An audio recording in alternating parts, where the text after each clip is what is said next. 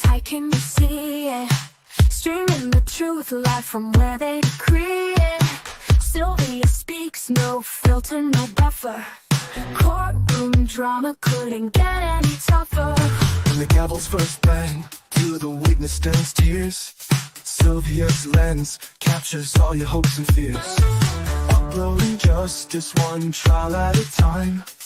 Tune in every moment, edges sublime. Welcome to the Sylvia Show, oh yeah. She's got the inside scoop, don't you care? With every verdict, the suspense does grow. So hit subscribe, let's start the show. Welcome to the Sylvia Show, oh yeah. She's got the inside scoop, don't you care? With every verdict, the suspense does grow. So hit subscribe, let's start the show.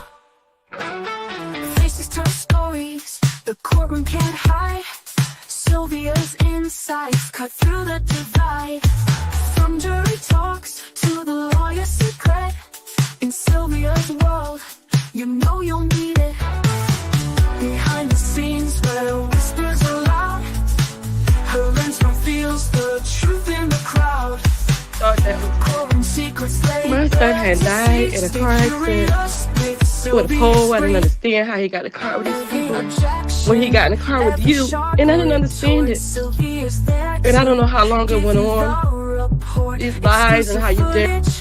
No one else can snag from catchy headlines straight to the tag. Welcome to the Sylvia Show, oh yeah. She's got the inside scoop, don't you care? With every verdict, the suspense does grow. So hit subscribe, let's start the show. Welcome to the Sylvia Show, oh yeah. She's got the inside scoop, don't you care? With every verdict, the suspense does grow. So hit subscribe, let's start the show. Faces tell. Hey guys, we are here. Sorry. We are right here in Connecticut. I'm running behind, but here it is. This guy's on parole, and the victim impact conversation is happening right now. Okay, here we go. I had to watch the news and see that you guys identified his friends, identified my child, not me. No, you know when they came to my house? You know when they came to my house to even tell me that my son was gone? When they came for dental records. That's the only knock I got on my door was for dental records of my son. I'm shaking.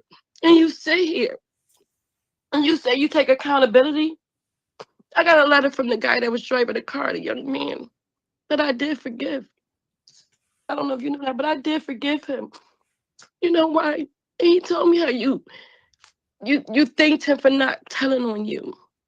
If you cared and those were your friends, you would have told the truth from the beginning. You would have told the truth. You walk around and you didn't even care. You was only around to find out what I know, what we known, and all you found out that we loved. No matter what, we loved. We loved you when you was there. We loved every last one of y'all that came around and pretended to care. And all y'all cared about was yourself. I made mistakes in my life, but I owned up to them. That was one of my best friends. And everybody knew that. And mental health, yes, take heed to it. Because I deal with it every day. I work in the field and I deal with it daily. I deal with it daily to deal with this. You took away one of my best friends. You took away one of my kids' best friends. You broke a family. You broke a family. And you do, you know. You say you miss your daughter. I miss my son. It's been 7 years. You got one to go home to. A year left in jail, and you want to come home? Look how long you fought to not be there. Look how long you fought to not be accountable. Look how you sit right here and still are not holding accountability to what you did. How dare you say you don't need help? You need help. You need help. You have no empathy. You have no empathy. I welcomed you in my house. I don't know. I prayed. I want so bad, Lord knows, to forgive you.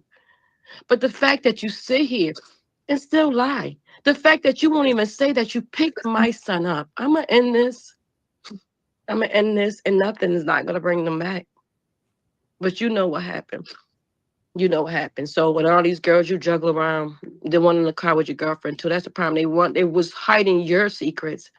But at the end of the day, we wake up every day without our kids and live through it every day. And I had to live through that. I had 7 kids.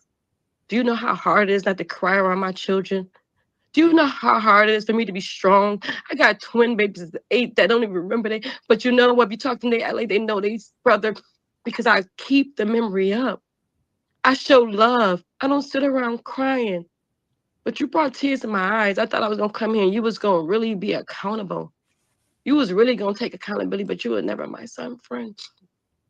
You weren't none of their friends, because if you was, you would have brought them home. The ones that was in that car was the ones you picked up. Tell the truth. Thank you. Done. Thank you, Ms. Williams. Thank you. Thanks for your statement. And now we'll hear from victim number 3's family. One moment. That will be me, correct? Yes, you may unmute. Okay. Good morning, everybody. Good morning. I am here on behalf of the Mickens and Holmes family. And I thought this was going to be easy. But we deal with grief every day. Every day. We deal with it. It's not easy. It is not easy. And now the Mickens son, who's 8.5 years old, said about his mother. He said, and I quote, "I didn't know how to feel at first because I didn't get a chance to know her." He said, "But now I feel very sad. I don't know my mother." He's 8.5 years old, and he has to live with this every single day. And it's not fair. Copy and E-ban. What You the need to go hell? home to your kids, and he will never You done lost your mind. I'm on. see or know his mother. He was robbed. You can't copy me. We all were. This is a statement from his Benaria's aunt. She said Jeremiah is without a mother. The only thing he has is memories. And she said it hurts because he never got to know her. And this is from me. May 2027 was an awful day. I learned of Benaria's passing, and it was hard to swallow, a hard pill to swallow. Because a month prior, I had lost my mother. So the grief is there. It doesn't go anywhere. And you feel that you should be allowed to re-enter, and you got off as far as your time. You only got a few years for 3 bodies. 3 of them. I'm not ready to forgive you yet. You know why? Because I don't feel you really are showing remorse. And like Deisha said, you're selfish. The only thing you were thinking about was you. The whole time, it was you. You didn't think about what it was going to do to everyone else. It was just about you. I don't care that you want to go home to your kids. At least, yeah. But now he's never coming back. And you say in your statement today, as you fumbled and stumbled over words, that these are your friends. How could you treat your friends like this? You left them. You did nothing to try to help them. And you think you're qualified to help other people's children or other people in society? You are not. You have no remorse. Today was the first time, and I was at the sentencing, that I heard you say, oh, well, I'm sorry about what happened. What happened was you were negligent, irresponsible, and 3 people were killed, burnt to death because of you. And then you tried to conceal and hide it. And you played in everyone's face like you was their friend, and you were there for one purpose only, to see what they knew. That's what you did. You manipulated folks into thinking that you were something that you're not. You're still the same monster. The same monster.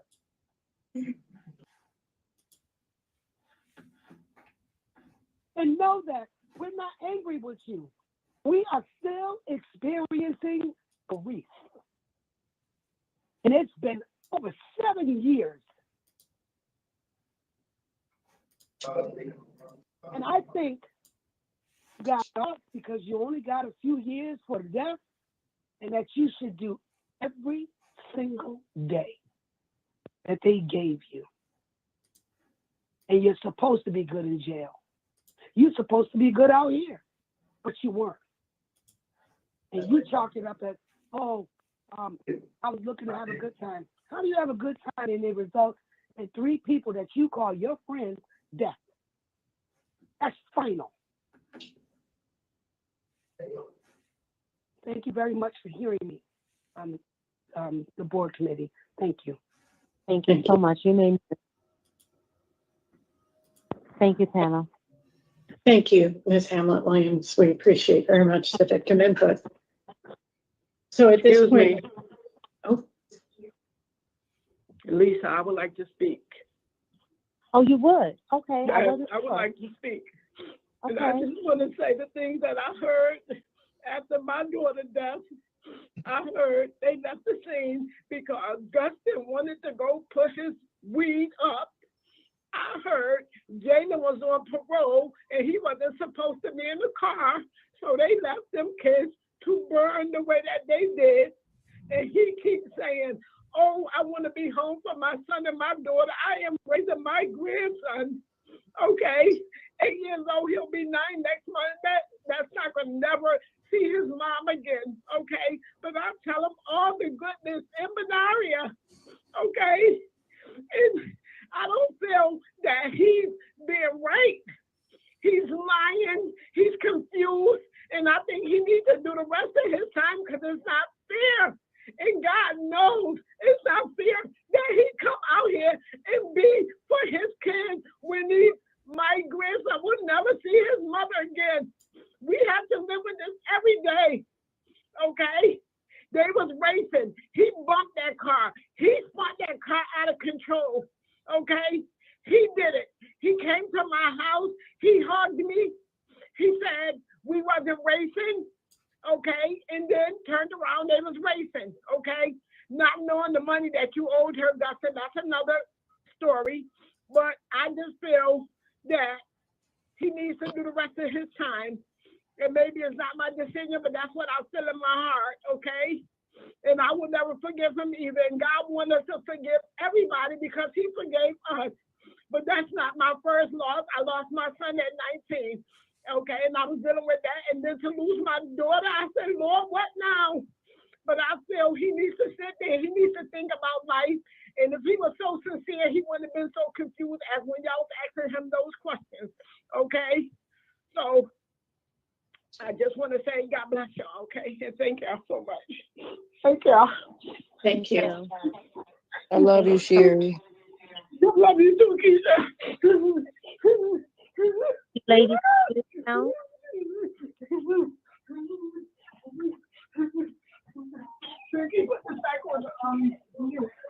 They need to mute that phone. All right. So, Mr. Douglas, please give us just a few minutes and don't interrupt. Mr. Pohl? Thank you, Madam Chair. So, so where I am today here is when it comes to Mr. Douglas, in terms of any kind of significant criminal history prior to this, there It's not anything significant. Um, you know, he talked about taking tier 2. He talked about racing, that adrenaline piece that he connected with there. You know, but in talking with him about that, you know, what showed and what's there is the speed was very different than what was said. So he's looking for, you know, offender change in terms of accountability and such, and that they could get through program. And he, you know, it's like the accountability is say what you're doing.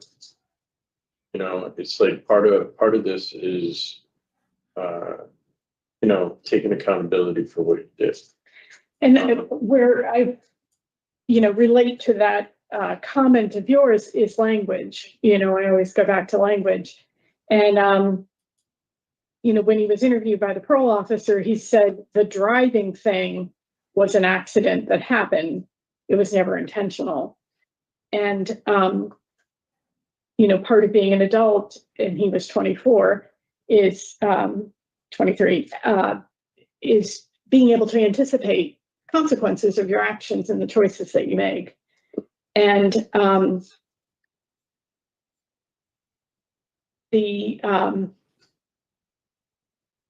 he also said he's sorry for everything that happened that night. And the language still is distancing from actually being responsible for creating the situation that cost 3 people their lives. And then, you know, wants credit for staying at the scene. It's just a little hard for me.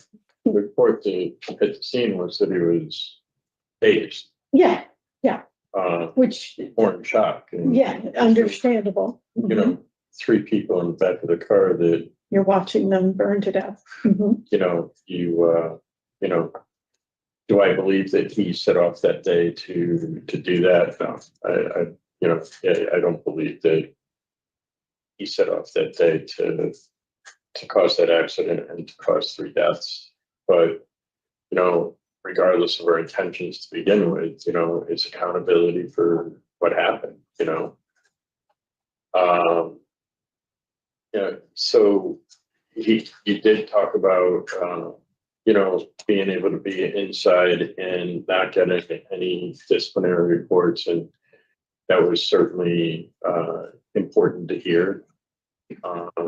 When it comes to his engagement with voices, I would have, you know, I heard what he said. However, you know, sitting in a course for that long, sitting in a program for that long, with this much of a tragedy that had happened, you know, I really think that could have gone deeper, and in terms of accountability and, you know, in terms of just seeing, you know, change here, because there's an element of this where there was this, let's not talk about what really happened, let's not tell the truth what really happened. And that's, you know, that's a piece of it, but that's something that can change through incarceration and through taking programs like he did. I don't know how far we've come, you know. I share that concern. You know, in terms of his release plan, he does have employment that he can go back to. He does have a sponsor. You know, to his credit, he got his GED while he was in, and that will help him. You know, I don't know if he goes out now and at end of sentence, if he's able to actually go in and get, he might be able to go in and get his CDL, but is he even able to execute on that when it comes to a job because of the reckless driving and the illegal racing? you know, does somebody touch him there? And Right. that's why I explored a little bit further the hospitality piece that he took, that he completed, and how that dovetails into what he was doing at Taylor Rental.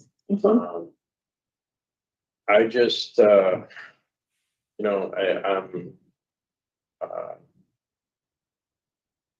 know, Mr. Douglas is eligible for parole. And when somebody is sentenced, they're not sentenced to do every single day of what they're sentenced to. They're sentenced, and parole is part of that, right? So this is not a retribution type of thing where he got this, he's got to do every single day. And a lot of people, when it comes to victims in the courtroom, and such an emotional, with the loss of 3 people here. Young people. Yeah, they hear certain things, but he is eligible for parole, and which he's before us here today. I just don't see the extent of offender change that I'd like to see.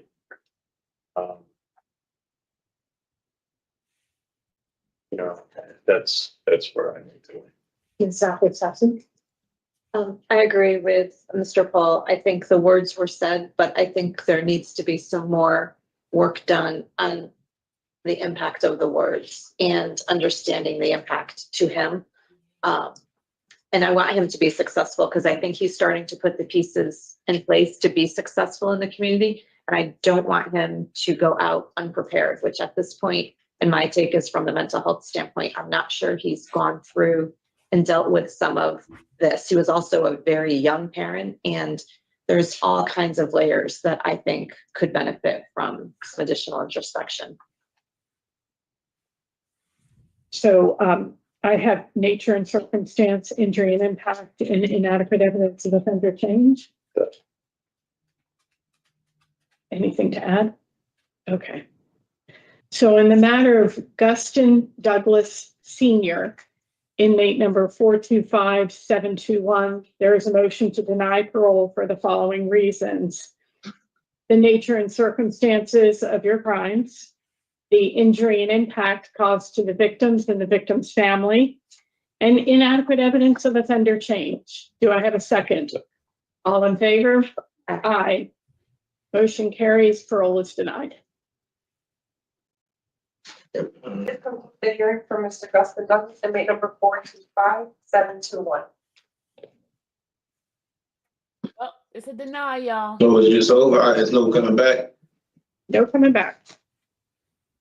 Hope you'll use the remaining time on your sentence to continue to prepare yourself to be successful when you're back in the community. And don't forget the deadly weapon offender registry while you're on probation. We wish you much success, sir. Guys, can I say something to one of the victims? Is that all right? No, Before I go? no, the hearing is over. You need to leave the room. All right. He said no. She said nope. You need to leave the room. Thank you. He said nope. You need to leave the room. Okay, that's it for them, y'all. He was the only one that was on this one calendar. So now we're gonna take a trip. We're gonna hold off for. Oh, there's another guy coming in. Never mind.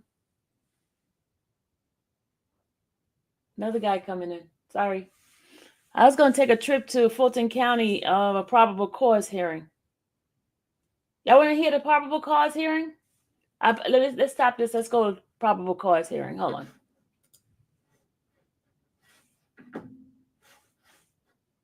This is a guy that, hold on.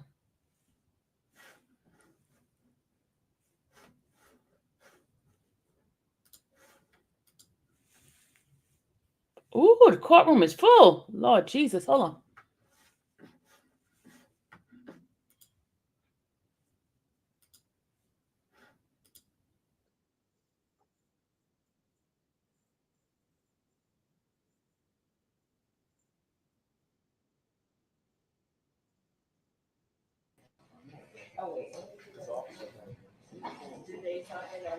Courtroom is full, y'all.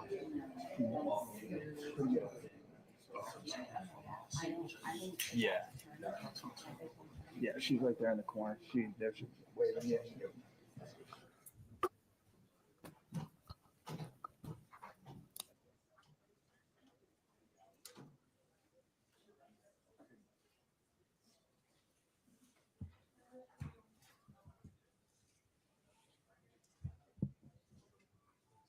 It's Judge Lefteridge, I think that's her name. Oh, they took the camera down for a minute. They took the camera down for a minute.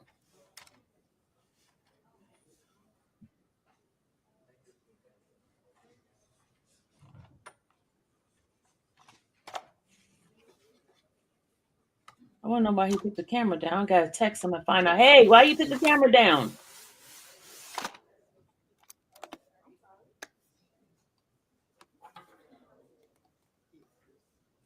They took it down for a reason. I don't know why. You might have to change the battery. Yeah, he might have to change the battery or something.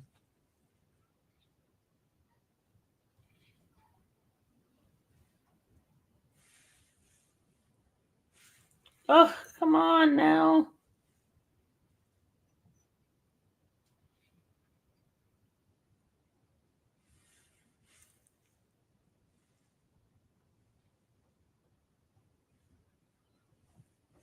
As soon as we go over there, they change it, man.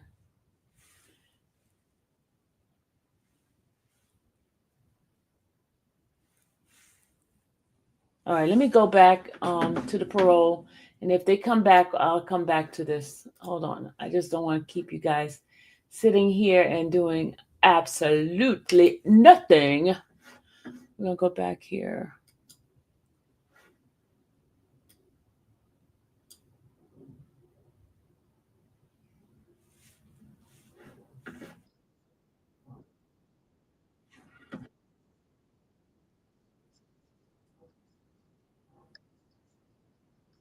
My work ethics and my positive role in the change you in the program.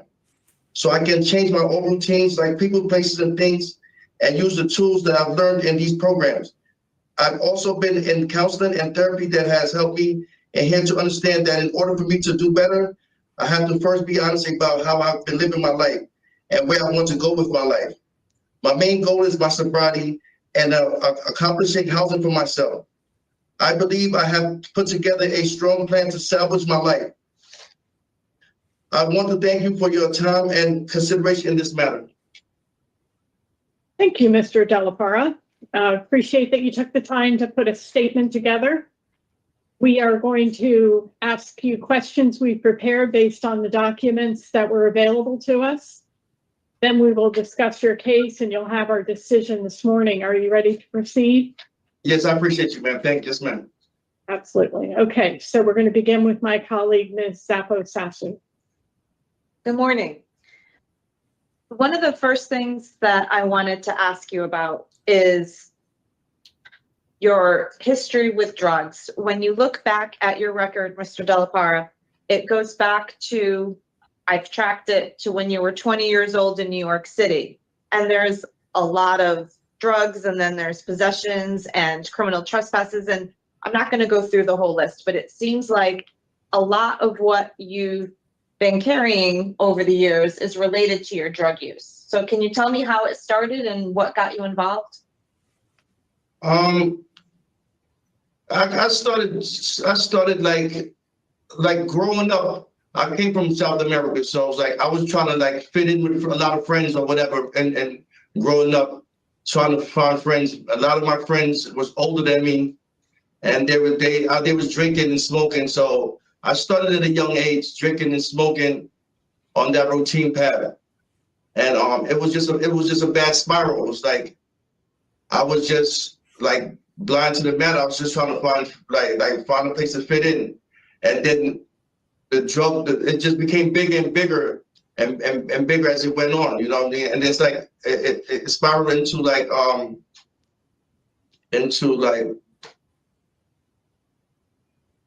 depression, like depression.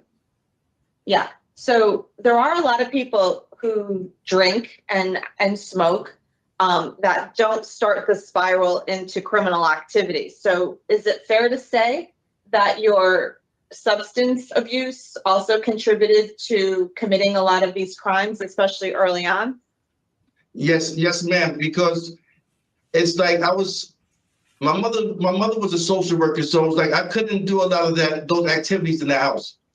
So I mainly was in the streets with a lot of friends and sleeping here and there, wherever. So I was doing a lot more than I wasn't in a structured environment. I wasn't putting myself, let me say, in a structured environment. So it became, I did a lot of criminal activity because I was in the streets a lot. Okay.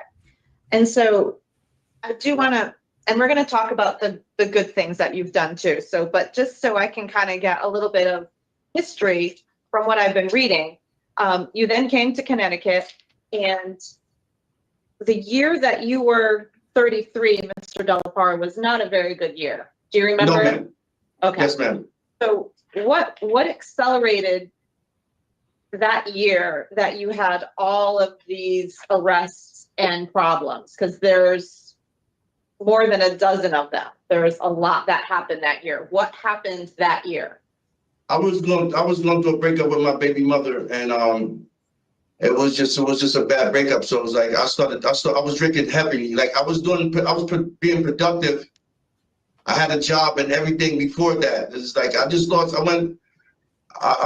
lost everything. So it's like I went back to the streets. I started being around people and places and things that I was not supposed to be around. And then I wasn't working, so it was more. I had more time to drink and do drugs. So going through with the breakup, so I put myself in a bad situation. Okay. All right, and that brings us the last question related to that. You're now, that was 18 years ago, and your most recent offense for which you were violated was the threatening when you were 47, and there were guns involved. So when did the guns start becoming involved with the drugs and everything else? I was hanging out with a female, like we was riding, we were staying in her car because I had no place to go. So we were staying in her car or whatever, and she was going through a breakup in her marriage or whatever, and she had a gun license. So we were just like standing from house to house or whatever, and that's where the gun really came involved. I was like, I never really played with. I own up to it. I was around the firearm. I was definitely around the firearm, and it's like I knew better. I definitely knew better, but from being around with the people that I was involved with, staying here and staying there, like going from house to house, drinking and using drugs, and the firearm was she had a gun permit and it was around her, but also around me too. It was also around me also. Okay, so one of the reasons that I just wanted to revisit some of these pieces of what we've read in these reports, Mr. Delapara, is you're 51 years old now. So that was you. You've identified for me some of the factors in your life that got you into this cycle. But I think I'd like to spend some time talking to you today about who are you now and what changes have occurred that are going to help you do things differently. And at this point, you can tell us about all these great things that you've been doing while incarcerated, which is a significant amount of programs. You don't have to go over all of them. I want to focus on the substance abuse piece and how you're working through that. So if you could start with those programs that you've taken. I know for a while I had a problem, and it was just that my main problem was just too much time I had. I'm homeless. So it's like everywhere I go, pretty much people drinking and using drugs, squatting at that person's house or whatever. So I was around it. I diagnosed I knew for a long time that I had to get proper housing. Instead of trying to beat the system and try to use somebody's address to go straight home or whatever, I knew that I'm too old for that. It's time for me to be responsible, to have my own place, my own job, and be productive and be structured. It's like not having a home, not having a job. It's like I have more time to drink and do drugs and when you're in a situation like that, you're never in the right state of mind. They're always around. Right. So how did the programs help you understand what you need to get done now? The programs help me understand that, like, it's a fact that I do have a problem. It's like I'm fighting with sobriety problems. Like I have to stay away from the people, places, and things. I have to either go to a sober house. I can't go from here to a house. I have to go from a sober house to a sober house, or I have to go to a halfway house. I have to keep going to my AAs, C-cards. I have C-card mentors. When I get if I get released or whatever, I have C-card mentors. I have a sober coach. Do AA, NA as much as I can. Do the 90 days. Do 90 days every day for 90 days, and keep going on with that, and find a job, and just should try to create housing for myself. It's like I'm 51. I have grandkids that they only get to see me on occasion. This is like it's a shame. Like I talk to them on the phone. It's like they only really know me now by a voice, and it's like I'm getting to that age where I want more for myself. I definitely strive for more for myself. I'm trying to have a constructive life. I'm trying to work. I'm trying to stay out of the places that develop me to be, in a down spiral. Okay. How is your relationship with your children? I have a great relationship with my children, and it's like with my younger son. When I caught that case with the down spiral, when I was breaking up with my baby mother, he was young. For my first two kids, I raised them. School bus, in the morning while I went to work, I paid for their daycare. I did everything for them. The same thing with the young one, but I went to jail. So at first he blamed me, because I wasn't living with my baby. When I came home, we were still in contact, but he blamed me because he heard good things about me from his sister and brothers, but he's like, he never had a chance until he got about 12 years old to have one-on-one time with me. You know what I mean? So it's like I wasn't there I missed out on a lot of things in school for him, and so it's like it was hard for me. I know I let him down, so I gained a relationship with him. Now that I gained a relationship with him, and he's 20 years old, and it's like I can't, and it's like I have to build that relationship. I really want to be a productive grandfather. I want to really be in I'm in all my kids' life right now, but I definitely want to be able to spend more time with my younger son. So in terms of and you've spent about total, 10 years over the last 2 decades. It's more than a third of that time you've been under supervision. So I can understand, the desire to change and not repeat these patterns. One of the things that's going to make you successful is if you're able to identify triggers, which you've just noted some of them. The relapse prevention plan, have you talked about that in the tier programs and with your CCAR coaches? Yes, ma'am. That's why I obtained a sober coach, and I'm trying to use the CCAR program. Like a lot of people's using it for a job or whatever. I'm trying to use it for my sobriety.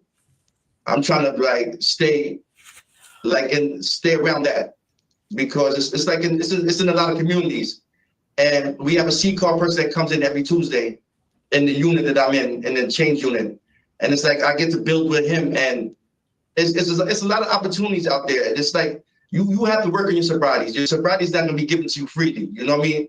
It's so much triggers. It's like even if you're not drinking or drugging, something negative could go on with family or a job situation that could trigger you. And even a lot of people that's sober, their life is still not good. You know what I mean? But it's better than it's going to be worse to run back to the drugs and alcohol. So it's like I gained a lot of knowledge from the mentors in CCAR. What program do you think made the biggest difference for you during this time? I'm not gonna lie, I think Voices was like, Voices really hit me hard. Voices really hit me hard because the impact of what I did to other people and my family, other people. A lot of people selfish for thinking that it's just dumb, it's just dumb. It's like with my mother, you know what I mean? That woman had to go through that with me, you know what I mean? Like my father died at a young age, so it's like I use a lot of crutches. I use a lot of I use a lot of things, the reason why I was doing the dumb things that I was doing. I blame other things instead of just manning up to my problems and working on what I had. You know, it's like I needed something to blame, like why I'm like this. But it's like it was me all the time. It was just I was being selfish to myself and to my family and to the victims and to my community.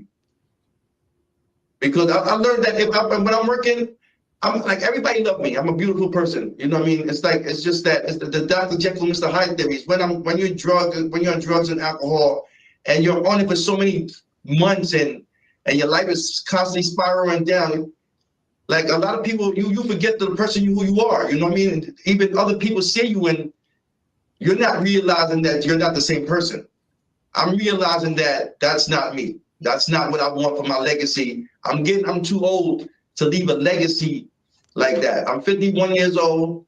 I'm too old to leave a legacy that's all I was about was drinking and drugging. And even though I'm known for good things also, but I have to leave a better legacy than I was doing. So in terms of that, you've mentioned the sober house or a halfway house for structure. Yes, ma'am. You're already connected with CCAR. Do you actually have a sober coach and a CCAR coach? Yes, ma'am. You have them already lined up? Yes, ma'am. All right. And we had notice of an employment in New London. Yes, ma'am. So New London is the area that you want to go back to? Yeah, I have employment. You see, the thing is, like, if I was to go to a halfway house in that area, it's like, I know there's a CCAR out there also. It's a CCAR, and it's like, I don't know, like through tier 2, I met a mentor, and he's like, he comes in for a prep program also in Corrigan or whatever. So like I knew him for a lot of years, but I didn't know that's what he used to do for a living. So I had contacts with him. Plus, I just want to be somewhere where I can take the bus and get to work. I need somewhere where even if I get a second shift job, I can have a way to get to work and back to work. I just want to be structured. Like someplace I can get to either walk to a meeting, you know, because a lot of these towns is like, there's no buses, there's no transportation. I need something where I can go to work my program in, and have a better future than this, man. And I agree with you, but that's also a geographical area where you've had some difficulties in the past. So in terms of your people, places, and things, how are you going to balance the familiarity and having transportation and access to programs with knowing what happened when you were in the community before? The thing is, my little sister, she lives in Norwich, and most of my problem is New London. Most of my problems is New London, and my problems came from, like, I knew a lot of friends that was doing negative things, definitely in New London, and it's like the fact that it was easy for me to go squat with them, or they could take me somewhere where they could squat, or we could go stay at somebody's house that's, as long as we bring something over, like a bottle of alcohol or drugs, we could stay there for the night. And the fact is, my little sister owned her own house, but I'm still not trying to go to her residence. I know that I could go to a job, take urines and take accountability, because I'm definitely not trying to, I'm not trying to be in London. You know what I mean? I'm trying to, I figure, like, if I go to a sober house in that area, it will be next to Corrigan, like right across the street from the jail.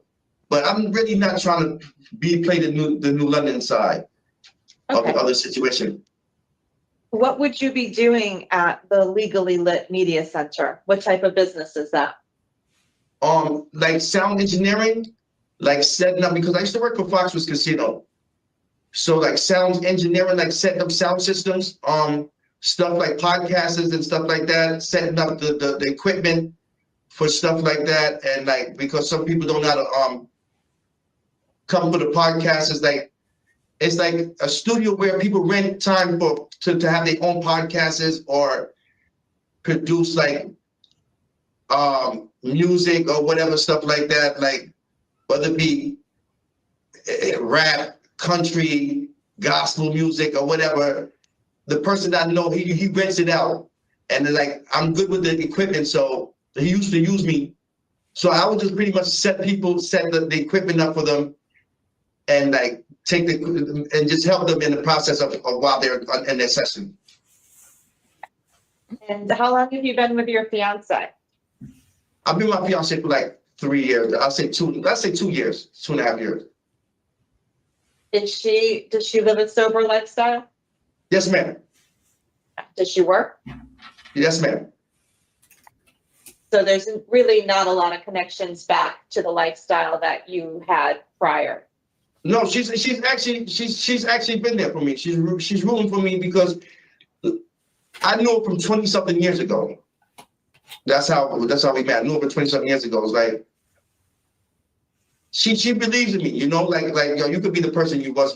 You know what I mean? Like she used to, like we both had kids that we was dropping off at school around the same time, this, that, and that. She seen me participate in my older kids, like in their 70 or donating my time to the school or whatever, you know what I mean? So it's like she knows the person I am, and she's like she's not like she don't drink or anything like that. She's been in a couple like accidents, like so she was like had like spinal surgery and stuff like that. So she don't even have like she was like weaned herself off of the drugs that they was giving her for her back surgery and stuff like that. So it's like it'd be perfect. Like right now, she have her own residence, but I'm even trying to stay even more structured than that. I'm not gonna fool myself. I'm not even trying to use her address. I'm trying to go to a sober house or a halfway house. I need to stay focused. I need to stay on the right path. I need to stay on the right path. I can't stray from that path. I know what's behind the curtains. You know what I mean? It's like I can't fool myself. I can't fool myself this time. I'm 51. I can't go ahead or keep fooling myself because that's what I'm doing to myself. I'm like, after a while, you can't lie to yourself. And it's like I have a sober mind right now, and it's like I have to stay productive. I have to go to NA. I have to go to AA. I have to stay in a sober environment. I have to work. I have to stay busy. I have to be in my grandkids' life. I have to be in my kids' life. I have to try to see if I could learn even more from NA and AA. I just need to be around sober people and that sober environment, because it's like there's so much things they talk about, and it's like it's one of the best networks. It's one of the best networks that I've learned. See, I never went to really NA and AA and stuff like that. I went to Lebanon Pines. That's what really got me on the path. I actually accomplished going. A lot of people don't accomplish it, but I accomplished like 150 days in Lebanon Pine. So a lot of the counselors saw that, yo, listen, man, if you're structured, you're beautiful, because a lot of people, you're helping out a lot of people in the program, being honest, because like a lot of people in the program was sedating themselves, but still trying to stay in sober living. And the meaning is being in a sober environment, but you're still sedating yourself, brother. Like you try to wean yourself off of as much stuff you are for opiates, you know what I mean? And it's like, yo, I realized that I do have a problem. Okay, so that being said, I'm going to wrap up by just commending you for not getting any disciplinary reports, and I know that is a good indication of adjustment within the facility. And you know, your criminal history, Mr. Delapara, there's a lot there. There's the gun piece that we've talked about. We didn't talk about some of the assaults some of the arrests that included violence. You know, now is the time for you to put all of these tools to work, because I think, as you know, with all of these prior convictions, if you were to come back, it would be a much longer sentence. And you're just going to continue to be in that cycle. So thank you for talking to me. And I'm going to see if my panel members have any other questions for you. I appreciate you. I appreciate your time. Thank you so much. Mr. Cole, any questions? You think you're gonna get out? Thank you, Madam Chair. All I wanted to say is, Mr. Delapara, E-dorm did you well. Yeah, he's gonna get out, y'all. He's gonna get. And you have the right plan.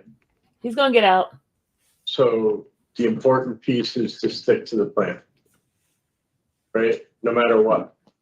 No matter what, I'm trying to stay on that path, sir. I'm trying to. And use that He's code. a talker too. Yes. And you're gonna be okay. He's a Yes, sir. talker. Yes, sir. That's all. Okay, give us just a few minutes, sir. Ms. Zappo-Saxon?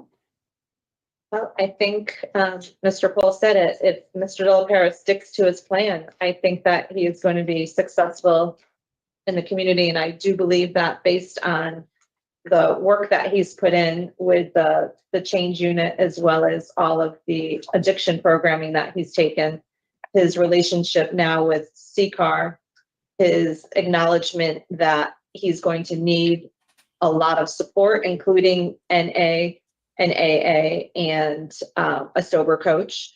And he's already set some of that up. His acknowledgement that he needs to transition into a halfway house or a sober house.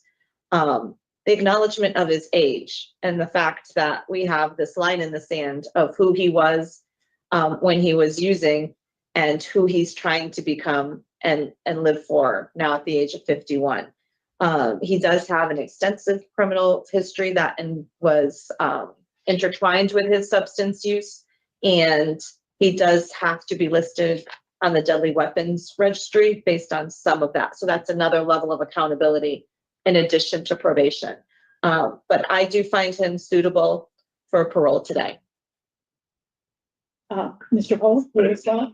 Okay, so for conditions, I have halfway house, no driving, and no alcohol.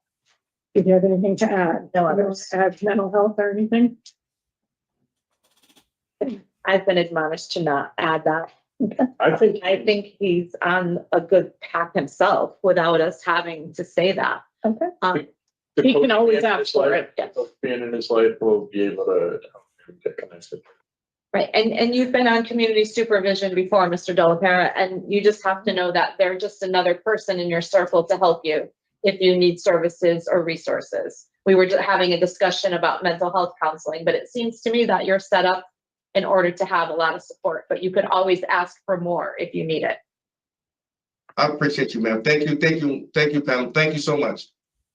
So in the matter of John Delapara, inmate number 264627, there's a motion to grant parole on or after today's date, March 5th, 2025, with the following conditions for your supervision. You are not to drive without your parole officer's permission. You are not to consume any alcohol, and you are to be placed in a halfway house. Do I have a second? Second. All in favor? Aye. Motion carries. Congratulations, Mr. Delapara. We wish you much success. I Congratulations. appreciate you guys. Thank you so much. Okay, here you go. He's gonna keep This will talking. be the hearing for John Delapara, entry number 264627. Look at, go ahead on out the door, dude, before they change their mind. Okay, now we're traveling on to. Do y'all want to go see a court case in DeKalb County? Oh, let's see what he got.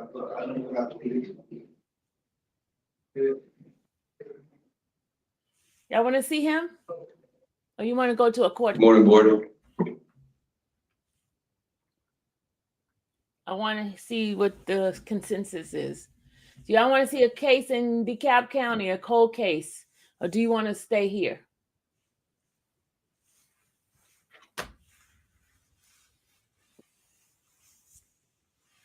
Good morning, my name is Parole Officer Martinez. Today is Wednesday, March 5th, 2025. This is the hearing of the Connecticut Board of Pardons and Parole. The following board members are present this morning, and by stating their names on the record, certified they have reviewed all statutorily required documents and available for information and preparation of this hearing. Nancy Turner, good morning. Good morning, Mike Holt.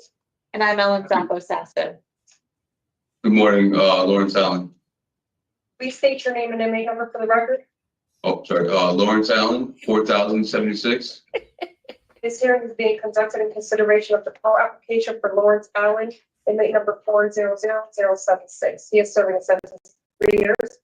Possession of controlled substance, failure to appear second sentence. illegal operation of motor vehicle without ignition device, and 3 counts violation of probation with underlying offense of criminal mischief, third, interfering, emergency bond, attempt at burglary third, and burglary third. As of today, records reflect a parole eligibility date of March 8, 2025. There is no victim input in this case. The inmate was heard by the board on October 23rd, 2024. He was denied parole and a new hearing date set for March 2025. The board recommended that the inmate complete a tier program, complete other positive programming, and refrain from obtaining any DRs.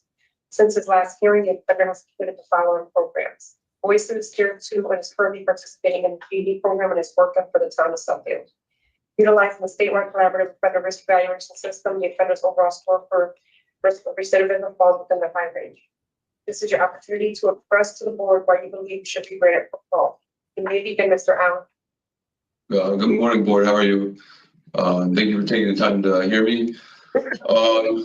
Since I last seen you guys, I've completed the voices class, the tier 2. I maintain other programming inside my dorm.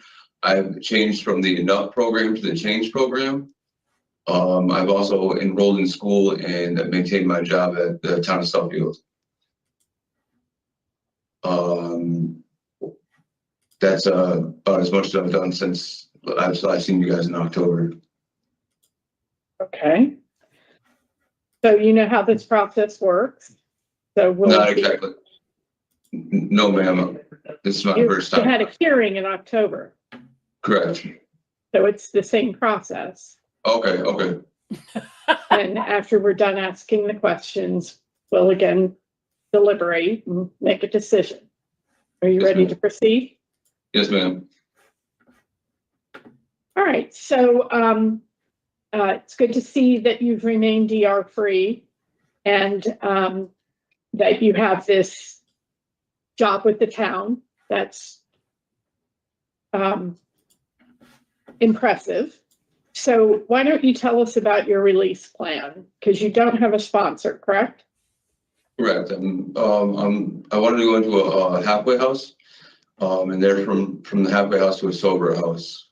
While in the halfway house, I'd like to gain employment, continue my recovery plan, which is to continue in AA, work the steps of NA, and work with a sponsor.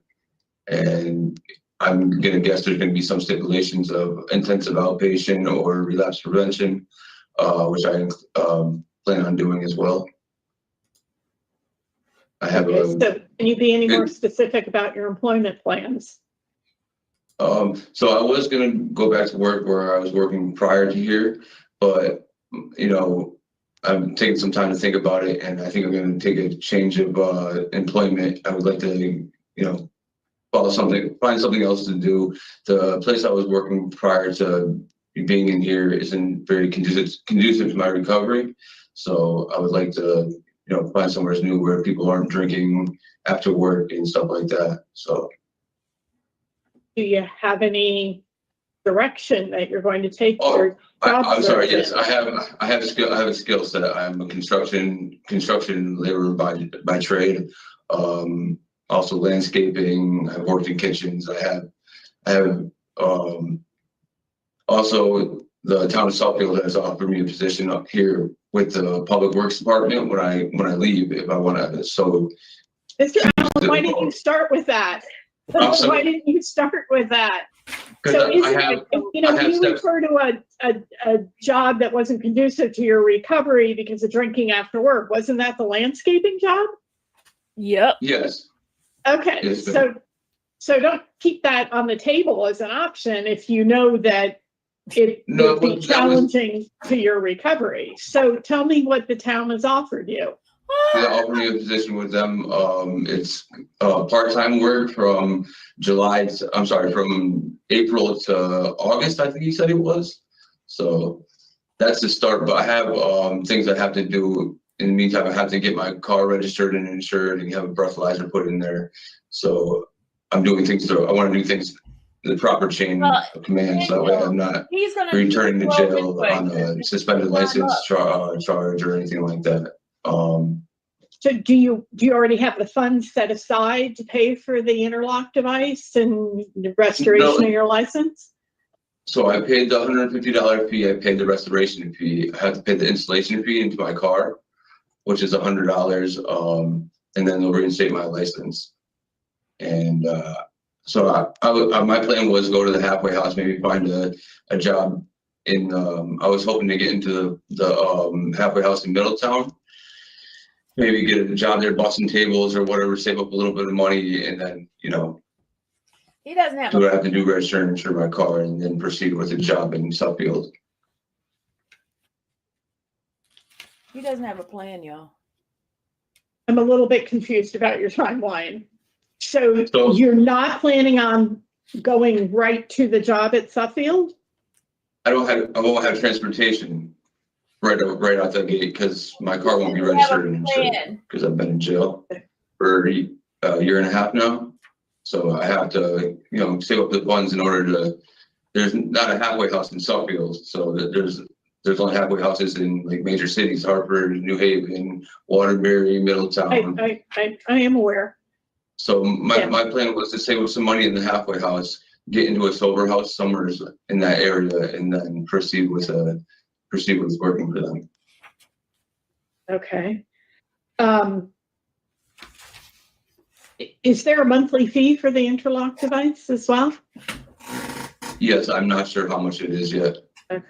I haven't gotten that far with the process. Okay. So is there a possibility that the job with Suffield could become full-time, could become year-round, or yes, I would imagine. Jump through these hoops for something that's over in August? I would imagine so. I have to prove myself and show that I'm worthy, and I'm going to show up and be on time, and stuff like that. I would imagine. And you can also apply to other towns. Correct. They gave me a letter of recommendation if I wanted to use it to go to another place of employment. Right. So I have that. All right. So talk to me about your recovery, because your drug score is 5, which is the highest possible. Oh. Yeah. And you took tier 2, which isn't as with a drug score of 5, we would have hoped for tier 4, but you completed tier 2. So tell me about your recovery. I've completed tier 2. I went to NA and AA the whole time I've been here since. Not about what you've done, because you listed all of that in your opening statement. I'm talking about your recovery. Okay. So I've learned what I've learned. Is that what you're implying? Oh. Well, what do you understand about your addiction and what you need to do to maintain and recover? I've learned where it stemmed from, my childhood. I've learned how to cope with my problems I have.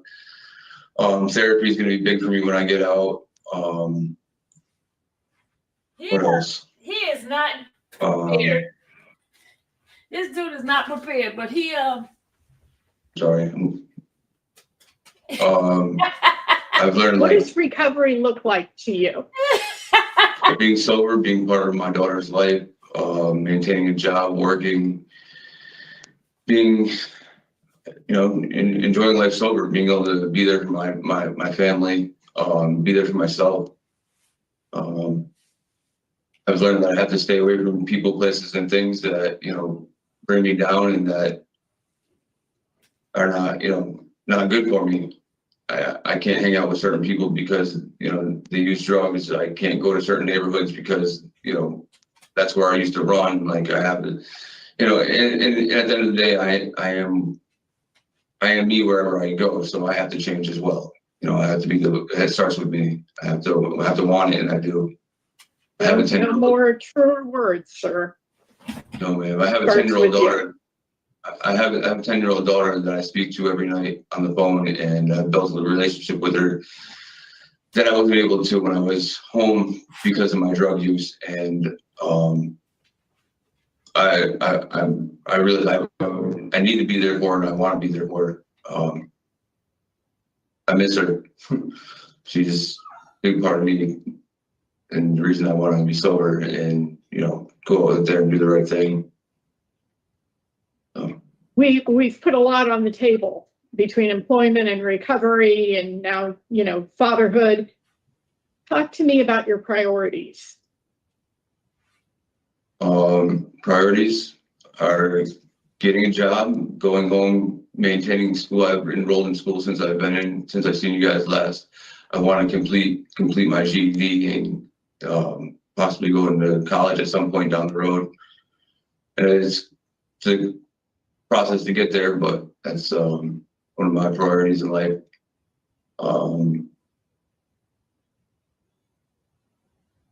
And make something of myself, and leave a legacy rather than a bad taste in somebody's mouth of who I was. I want to prove to my family that I'm a worthy person. So what's the key to being successful with all of those priorities? Staying sober. There you go. Sober. Yeah. Mm-hmm. So why do you find going to NA and AA helpful? There's like-minded people around that, that have been in the same situation that I am, that are overcoming it, and, that have been sober for a long time. And they have, knowledge of what it takes to remain sober. So you get some inspiration? Yes, ma'am. And, it's a healthy. Do you have anybody in your life right now who's clean and sober? I do. Like actually living in recovery, not just abstaining. No, that has not. My girlfriend is not in recovery. She's never used drugs. She's a sober individual. So she wouldn't necessarily understand the struggle with addiction. So do you have anybody in your life who's living in recovery? My sister, she's a school bus driver now. She was an addict. She's been clean for about 6 years now. Yeah, other than that, not too many people. I don't have a big family. Okay, but does she, your sister, does she practice recovery? Yes, she does. She's in AA. I don't know if it's AA or NA, but she is in active recovery. So it is somebody you could reach out to if you were absolutely. And I've met with perhaps struggling, and you gonna identify a sponsor, perhaps. Yeah. Yes, ma'am. I've also met with a recovery coach and took their one. He does he comes into the change program once a week. I've sat down with him and spoken with him. I have contacts for them when I get out. So to somebody to be there that's willing to listen or lend a hand if I need advice or stuff like that. So good. Well, it's important because you don't need to do it alone. Yes, ma'am. Okay. So you still owe some restitution? I'm not sure. I think they threw that out from what I heard in court when I was in court. I encourage you to look into that because it's over $2,000. And okay. Okay. So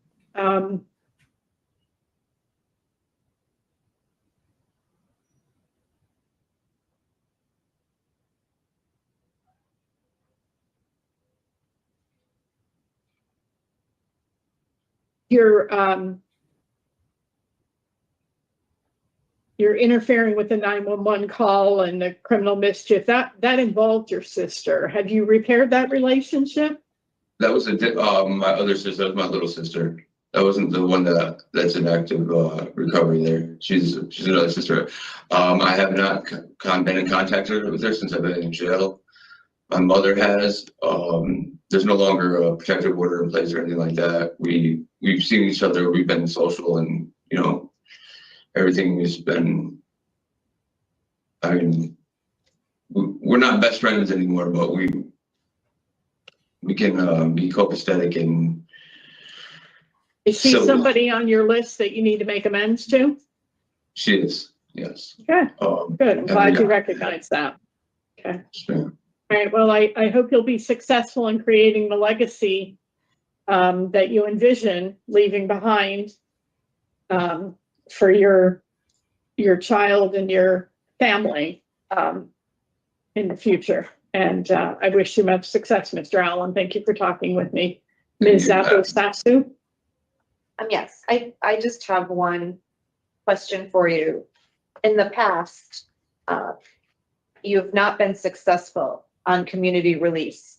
And I'm just hoping that the transformation that you've been working on also realizes that there are people out in the community, even though you don't technically have supervision to follow, there are resources out there that you could reach out to if in fact you find yourself in need of additional resources, whether it's via your sponsor or there's community organizations. There's a lot of people to ask for help. And one of the biggest pieces of recovery is knowing that you need to ask for help. So I would encourage you to do that.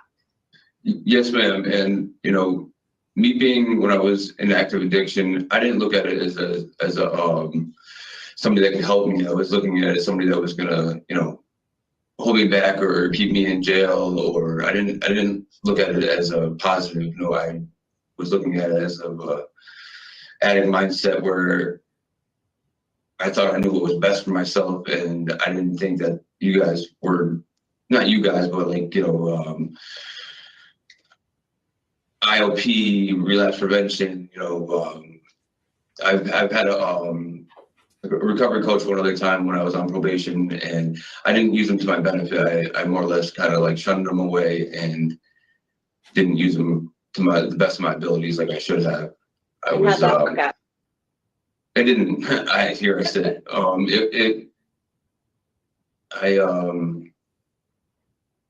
you say it? I had disregard for, you know, what they were trying to do and how they were trying to help me. I didn't look at it as a good thing. I looked at it as a, you know, as me. So it's a good thing that you recognize that. Yes, ma'am.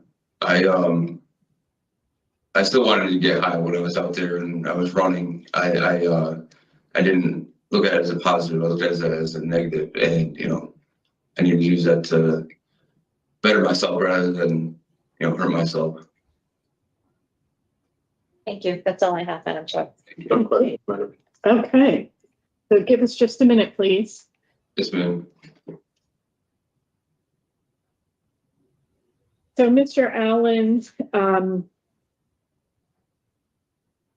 has a concerning criminal history and scores high for his risk to reoffend, has never been successful on supervision in the community, and has the highest possible drug score. And he sits before us today on a flat sentence, so he has no supervision to follow to support this next chapter in his life, which hopefully will be robustly embracing recovery. He has invested well in this period of incarceration with programming, education, jobs, and good discipline. So that together bodes well for his return to the community.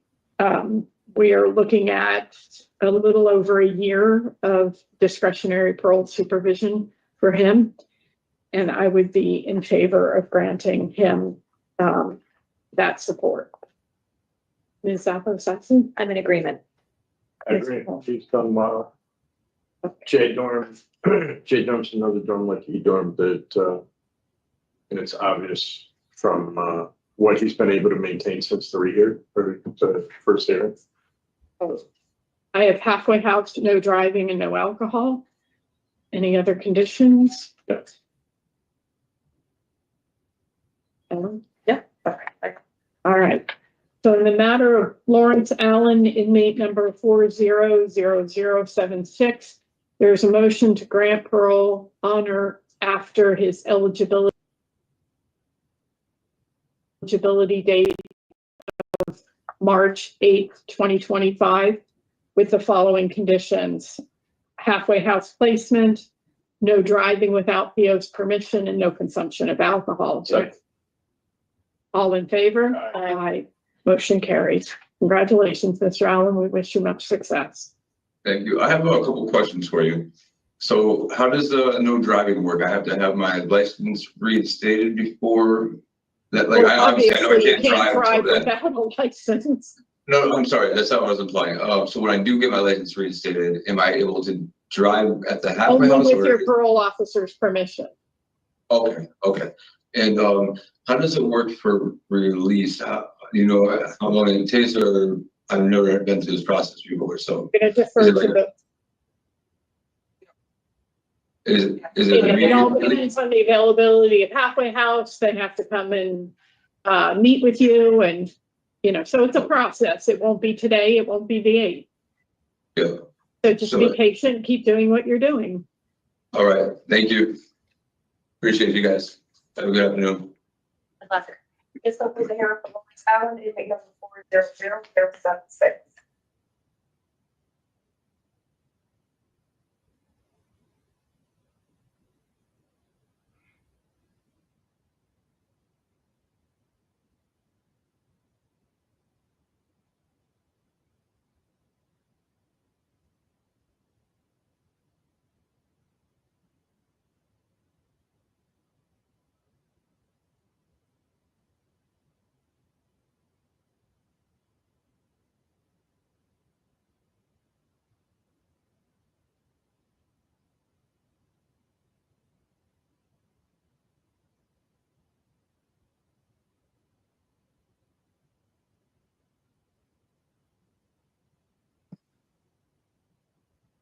Good morning, my name is Parole Officer Martinez, committed March 5th, 2025, and this is a hearing of Connecticut Board of Parole Control.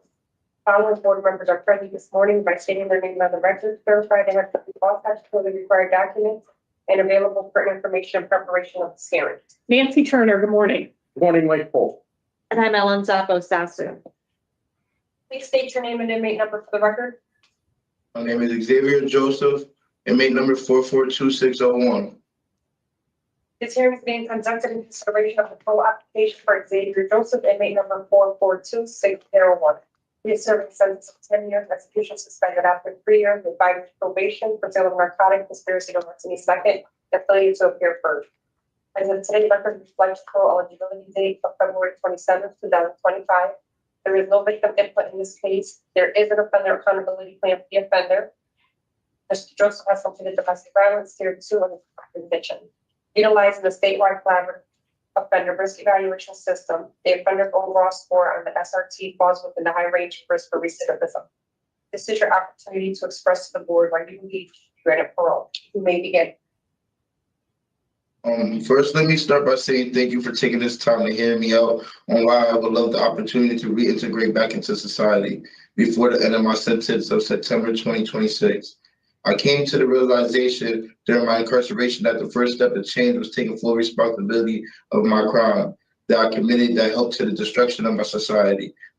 To any of those that I might have caused emotional and physical pain due to my previous behavior, I would like to address to you that I sincerely apologize for my action I took towards you and your loved ones. I am ashamed of myself for the crimes that I committed due to the fact it goes against my intentions of helping others the best I can.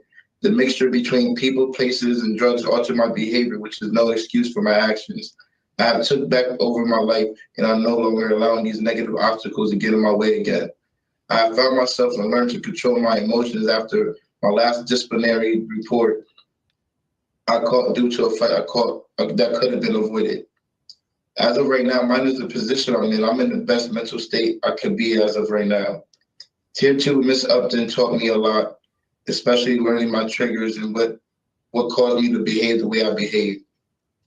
To have control over my recovery, I gotta recognize my triggers and cope with them in a positive manner. During domestic violence with Miss Collins, I learned how the negative behavior with myself can cause and affect my relationship in a negative way. To always communicate with those I care about and just to always think first. I have high expectations for myself when I get home, from helping myself to help others, to putting myself into school, to getting my master's in music production and business, being a positive force to society and rewriting my wrongs. With all that being said, I hope and wish you will have a high consideration on allowing me the opportunity to rewrite my book. This period of incarceration was an eye-opener. This is not the life I want to live, from being in and out of jail to destroying my community, not able to provide myself a healthy life where I can enjoy the things I'm missing. I've done a lot of contemplating on myself and all the things I've done to get in trouble, and this getting in trouble was for nothing. I've been ready from the very moment of my incarceration that I'm ready to change my life. Thank you for the opportunity to speak in front of you. Thank you, Mr. Joseph. You did a nice job with preparing and delivering that statement. Thank you. Appreciate that you put the time into writing out your thoughts and being organized for us this morning. So we are going to ask questions of you based on the documents that were available to us. And then we will discuss your case and give you our decision. Are you ready to proceed? Yes, ma'am. Terrific. So we're going to begin with my colleague, Mr. Pohl. Thank you, Madam Chair. Good morning, Mr. Joseph. Good morning. Thank you for that statement. It really talked a lot about what I needed to hear to begin with. And it sounded to me like it was sincere. You know, if we look at where you've been before this, you know, in your adult life, there's what, operating under suspension? Yes. And then the mess that we're in right now, right? Yes. And so you haven't been on supervision in the community in the past? No, not since I was when I was a juvenile. I was on probation for a little while. We're not going to talk about that. Okay. But in your adult history here, okay. So that's something that's an opportunity that we're looking at here on the parole end, and there's 5 years of probation afterwards, right? Yes. Yes. So what's your idea on a parole officer or probation officer? How do you think you would use them? I'm gonna use them as best as I can to get every opportunity I can that they can provide for me. And I'm just using them as a learning experience for right now. That be an adversarial relationship? One more time, I didn't understand what you said. Should that be an adversarial relationship? Should that, you know, is it me and them, or do you think that they're there to try to help? They're there to try to help. They want to see you succeed, right? Yes. But the only way that they're going to do that is with your cooperation. Yes. And from your opening remarks, you sound to me like you want to cooperate. Yes. So you've taken some programs in there. You talked about them. You talked about tier 2 with triggers. Yes. When it comes to your substance use in the past, you're young, 23. How much were you using? Was it really a deep thing? Do you need? It wasn't. Yep, go ahead. It wasn't really deep with the cocaine, but with the weed it was. I was smoking every day. And that was really about it. I wasn't a heavy drinker at all. That was like maybe twice a month. And you sound to me from your plans, like school and stuff like that, you think weed's going to be something that's helpful to you? No. So I'll be staying away from it. I mean, that's right. It makes sense. Yeah. Right. Can't be going in there trying to get a degree and, you know, and nobody's there. You know what I mean? Yeah. So the other program here is domestic violence. Yes, Are sir. you faking? No, I did not fake it. Say that again? You said, did I fake it? I said no. No, I said Take it. that you Oh, took it. yes, yes. And so it was interesting there, because that's really the turning point. It's you said your negative self-behavior affects others, right? Yes. So drawn into you that what's going on with them that doesn't matter. That's problematic, and it seems like you learned something about that. Yes. What anything else there that you think you've learned? From domestic violence, really I learned more about myself, because it starts with me with anything else. I can't allow the next person to dictate my emotions, and it's on me to control them and act in a positive manner. And that's really it, right? Yes. It's down to your choice. Yes. Whatever situation you're fed, it's in your life, it's your choice how you're going to act or react towards it, right? Yes. Yes. That's important to understand. So you did have a job in the kitchen. The two things here that are concerning, one happened a year ago, and 4 months before that. And that was what, 2 fights? Yes, I caught one like 3 months within being incarcerated, and then I caught one once my ticket cleared again. But that was all before I got sentenced. And I realized a lot from that. It was not necessary at all. I realized to control myself and really just look back on my behavior and why it proceeded the way it proceeded was not necessary. And I would not allow it to happen again. I mean, that's really the thing, right? And that's how we learn in life. Something Yes. happens, if that fight happens or that second fight happens, it's what's going on here. And it's about making a different choice. Yes. It's like, who did you really affect by that? Myself. And that's, you don't want to do that. You don't want to jack yourself up, right? No. Okay. You want to get out, go to your mom in New Fairfield? Yes, sir. All Seasons Marine. All Seasons Marine Works is my previous employer. Okay, so you're going to them, or you're going to help your mom with her business? I will be contacting them upon release to see if they will give me the job opportunity again. And if not, I will be helping my mother out with her business. Okay, so one or the other. Yes. Okay. And if not either one of those, what? One more time? And if not either one of those, what do you think you'd do? Honestly, I will be finding another job until I can put myself into school the way I want to, and then to go from there. Yeah. And that's a good thing. You know, it's your first real incarceration. Yes. So I'm glad that you learned some things. And at 23, I hope you never come back. Me either. That's all. Thank you. Okay, thank you, Mr. Cole. So, Mr. Joseph,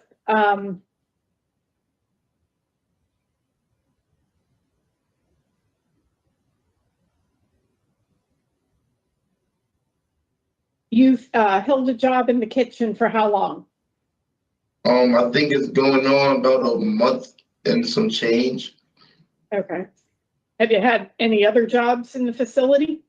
No, but I was helping out as a volunteer for laundry worker in the bathroom when I was in I-dorm. Okay, well, thank you for doing that. I read about you getting fired in 2019 as a dishwasher because you had an altercation with a coworker. Yes, that was That was I'm not looking for details, but I'm looking at a pattern, you know, and then you come into the facility and you get an assault ticket and then a fighting ticket. So do you have, you know, you talked about triggers and then you talked about your recovery. Do you have you identified your triggers when it comes to your anger and your temper?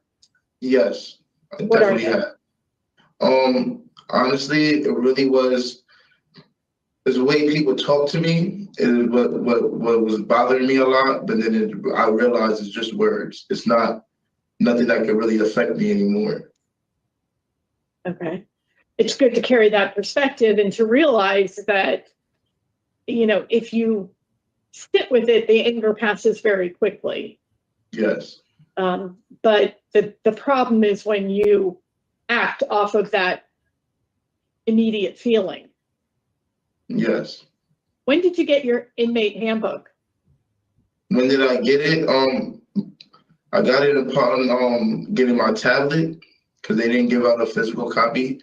So once I got my tablet, I was able to read up on the handbook. Okay, so when in the process of your incarceration was that?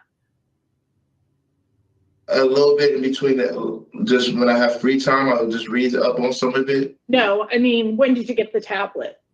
Oh, about a month within incarceration. When I was in BCC, they gave me the first handbook. Then when I went to Hartford, I got another handbook through the tablet. And then Walker when I was at assessment, and then when I came here also. So you came in 9/23 and you got your first DR for the assault in December the 30th. So yes. Sometime between those 2 dates, you got the tablet and it had the handbook loaded on it. Okay. Yes. The reason that I'm saying that is you don't need an inmate handbook to tell you not to engage in physical violence with the other offenders, right? Yes. Okay. So to draw a line and say it was before you got sentenced is irrelevant. I agree. Would you agree? Okay. Yes. Great. Okay. So it's a distinction that is pointless because yes. You're there in a controlled setting with a whole lot of people and a whole lot of people telling you what to do. And, you know, making a choice to put your hands on another person is never going to play out well if it's in anger, right? Yes. Do you think you're developing a work ethic? Yes, I had always had a strong work ethic. When I work, I like to work. I don't like to just stand around. I like to get things done at an orderly fashion. And I enjoy working, to be honest. I don't like just being bored. Okay. Are you good at following directions? Yes. Are you good at asking for clarification when you don't understand what is expected of you? Yes. Do you work well with others? Yes. Okay. Do you take feedback well? Yes. I like constructive criticism because it helps me reflect on what's going on with me. And, you know, it takes some maturity to handle to handle any feedback without reacting, right? But to sit with it and figure out where the truth is for you and what you can do with that feedback.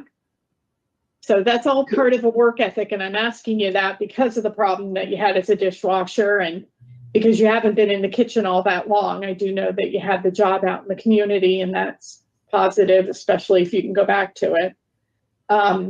What I also appreciated about you, Mr. Joseph, is that you admitted you were selling drugs. You know, so many times people come before us and they're like, I was holding it for somebody, or I didn't know it was in the car. And, you know, I guess if you have it down your underpants, you kind of have to admit that, you know, it was okay. So, you know, I'm saying that because I'm seeing, you know, though you're young, that you're maturing, and that's important because that's what's going to keep you making positive decisions and not coming back to prison, even though you score high. That's probably in part from your substance use and your age. So your brother was with you in the stolen motor vehicle. And I'm concerned because, you, as an older brother, are a role model. Yes. Is your brother still incarcerated? As of right now, he is, yes. And he's incarcerated due to his own actions, but I do play a role in that because I wasn't a positive role model. Right. I mean, you were involving him along with other juveniles in some of the things you were doing, riding around in a stolen motor vehicle. And, just for your own sake, and because it needs to be said, things are always going to go south when you make the choice, knowing you're wrong, to then mouth off to the police in disrespect. They're there for the safety of the public. Yes. And they're doing a very difficult job.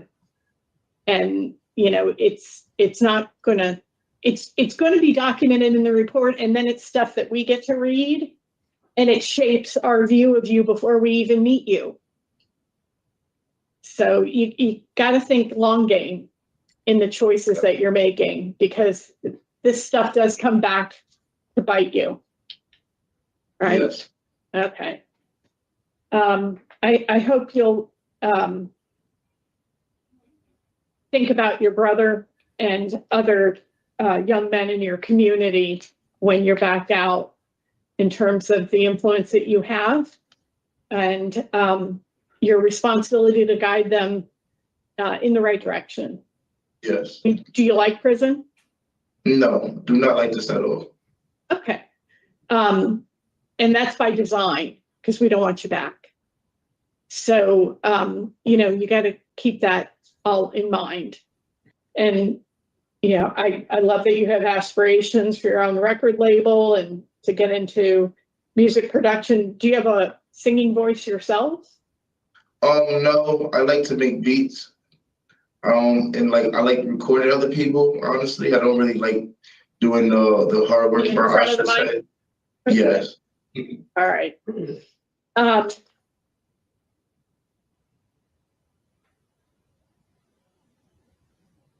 I thank you for talking with me, Mr. Joseph, and I really hope you'll go out and be successful.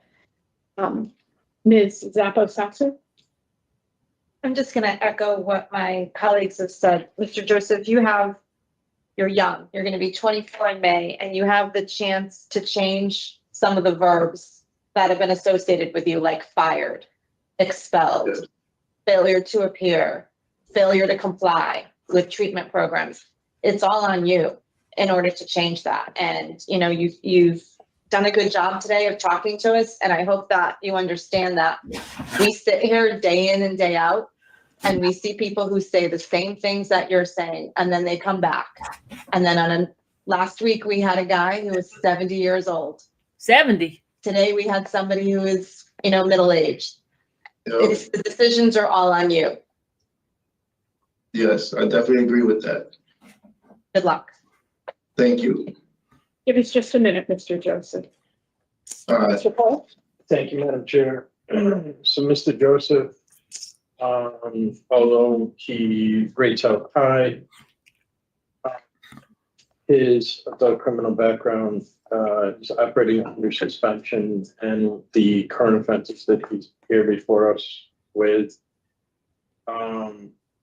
he has taken tier 2 in domestic violence.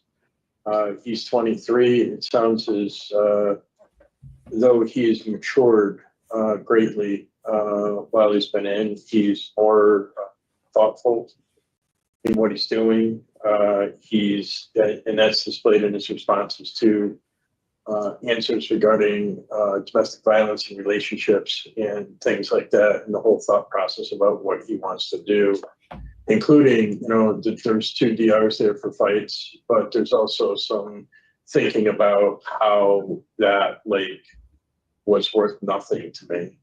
it adversely affected him, and it's something that he's been able to not do for a year now. He has a couple of opportunities in the community. He's got a place to sponsor to with family, and I would support his parole in this case. Ms. Appleton Thompson? I agree. Okay. Mr. Joseph, have you ever had a valid driver's license? Yes, I have. Why was it suspended? It was suspended, I think, due to the fact I didn't pay an insurance bill, and it got suspended after a while. I honestly forgot, but I think that's the cause of it. And then So you recently, don't have a valid license currently? currently, no. Okay. Don't drive without a valid license. Make sure your car is registered and insured. Okay, that's part of being responsible, public safety and all that. Yes. So I have no driving, no co-defendants, and behavior management for domestic violence. Did you have anything else? I had anger, not domestic violence. Probably, I would, because he was in, and there's a portion on domestic violence or anger management in domestic violence, but because he had domestic violence when he was in, I think it would probably be appropriate to do on the way out as well. Yes, I mentioned that. Yeah, because it was a breach of peace involving an ex-girlfriend. I understand where Okay. board members' office at. Okay. All right.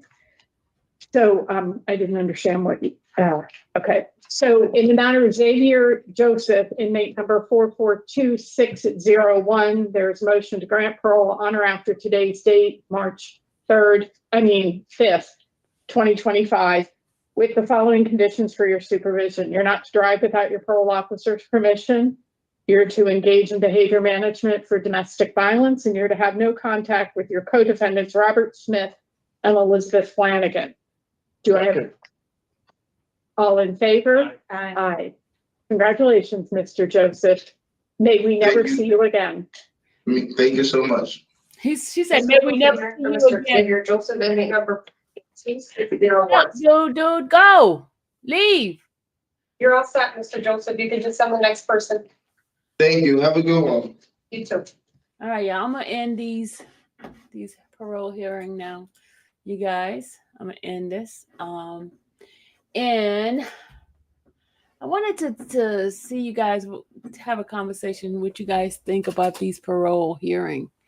What do you guys think about these parole hearings? Is it giving you some full understanding on how this probation stuff and what they're looking for?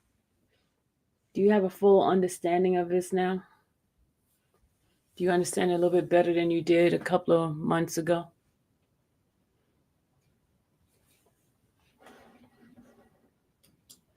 This is all the process of the justice system.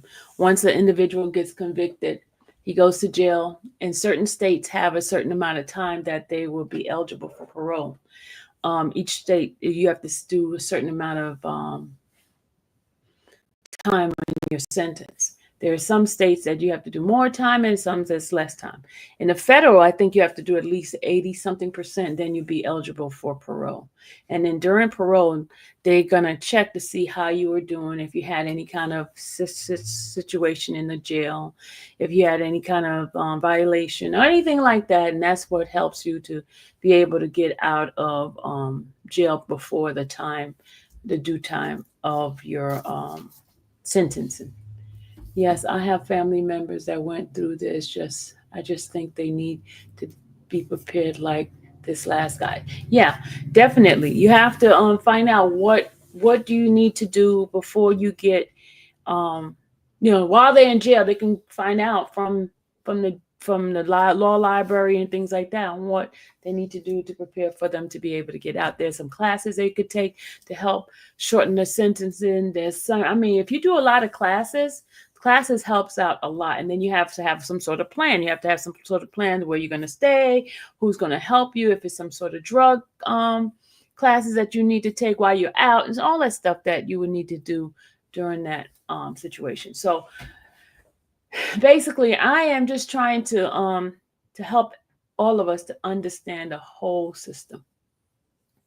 the whole system, from the beginning, because, I've showed you guys the arrest, police officers arrest an individual, to the pre-trial, to the trial, to the sentencing. So we try to cover everything. They can watch the videos you're playing. And then they will figure out what state not to do a crime in, because the parole is not going to work. And we know Louisiana, it's a no-no. Yeah? Sorry. I was making noise. I had left my door open and she came in to close the door. Well, we know Louisiana is one of those states that you do not want to get caught in, because your parole is going to be really hard. You know what? Speaking of Louisiana, let's see if they have any kind of parole going on in Louisiana, because their parole hearing is a trip. It's a trip. Hold on. Let's go to Louisiana. Let's see if they got anything going on. Doesn't seem like they have anything going on today.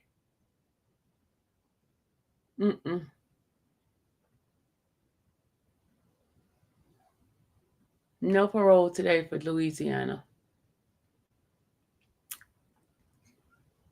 No, nothing for today. Maybe tomorrow. I think Louisiana comes on tomorrow.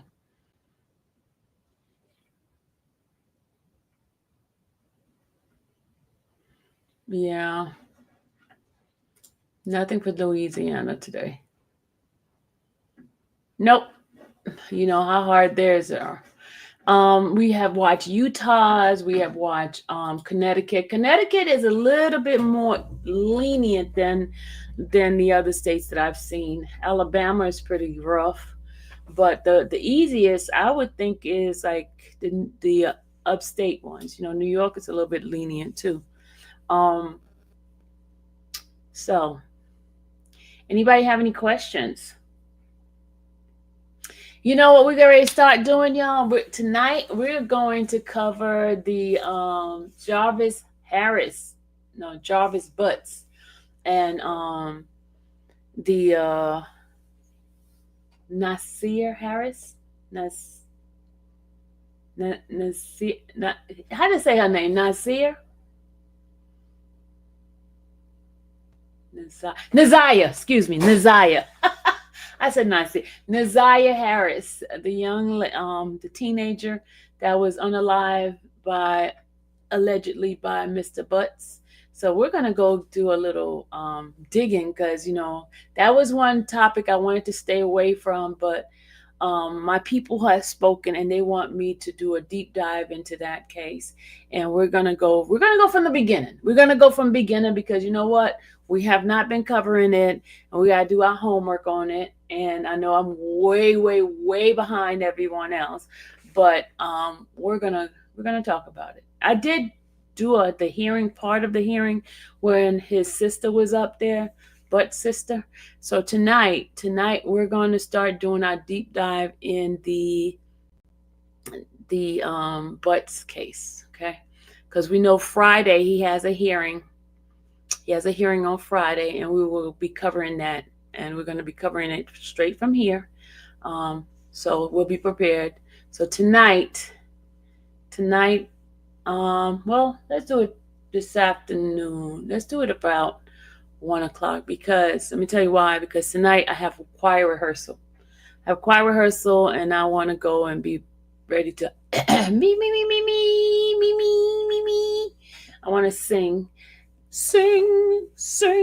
hallelujah, sing, amen, amen. Your girl gonna be singing. That's the one, even though it makes me so mad. Yes, Tracy, that one. Ooh, I'm ready to pull my hair out. Makes me pull. I gotta be dramatic, because CMT is getting these pictures. You see our thumbnails? Our thumbnails have all of these different dramatic pictures. So I'm trying to get some thumbnails. So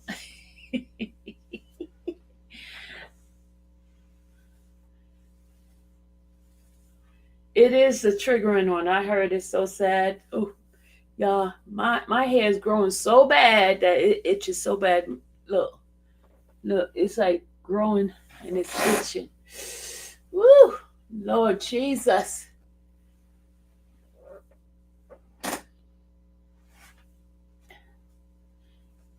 It's like so loose. All this gray hair that you see, because this is a knotless, so that's why you can see my gray more, because it's knotless. What about the other little girl that's missing?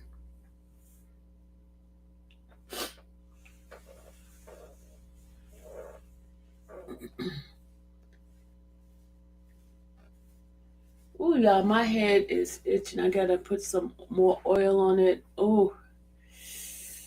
Woo! That's why I can't keep braids in my hair too long, because it just be like itching.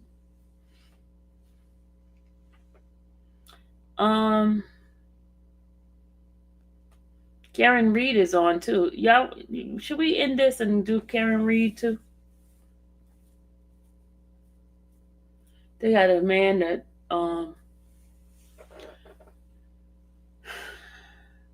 there's a lot of stuff going on. There's a blizzard going on in the Midwest, y'all.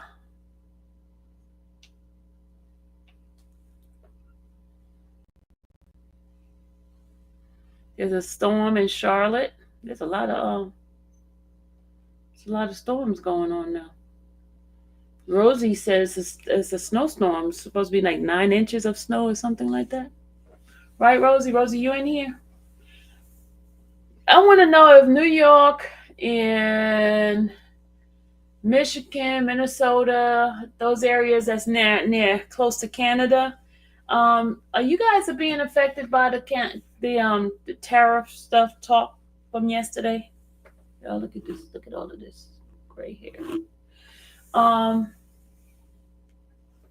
Hey, Miss Ronnie. I know the March Babies are trying to figure out why they don't have a song out. Let me tell you what's going on. Suno is a company that I paid for those songs, right? For some strange reason, they're not sending me my paid account thing. They keep sending me the freebie. The freebie, I can't keep the songs for myself. And I paid for that service. So I'm trying to figure out, and they don't have a phone number for me to call them. I'm trying to figure out why am I not getting my paid subscription site. So I need to get a number for somebody, because they're acting very slow in trying to get me my information.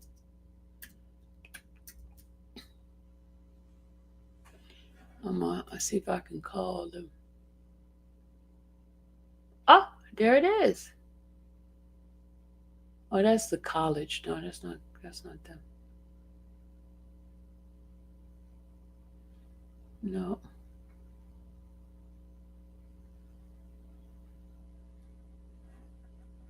It's them right here.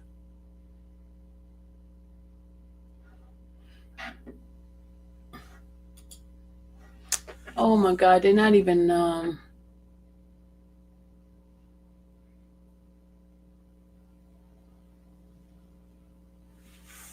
I need to contact them. Information, maintain, how to use cookies, disabling cookies, what's the content,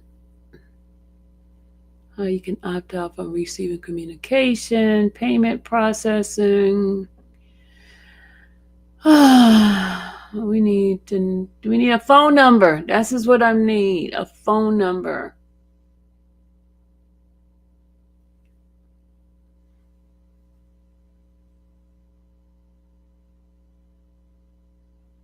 I need your contact. Why can't I contact them by phone?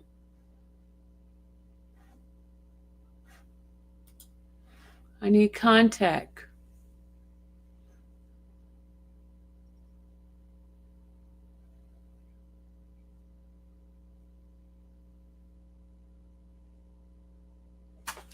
I need to contact them, y'all. I need to contact them.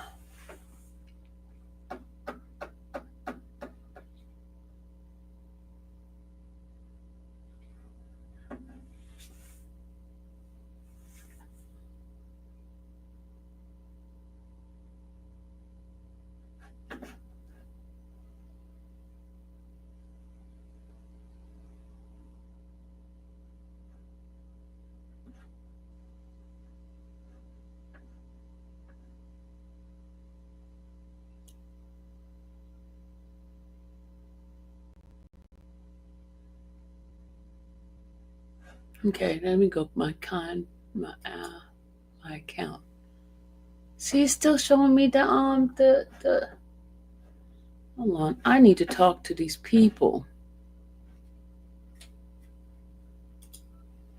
Let me talk to them.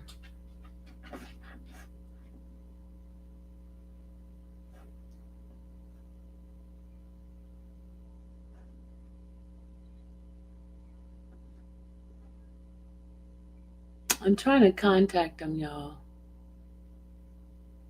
I need to contact them.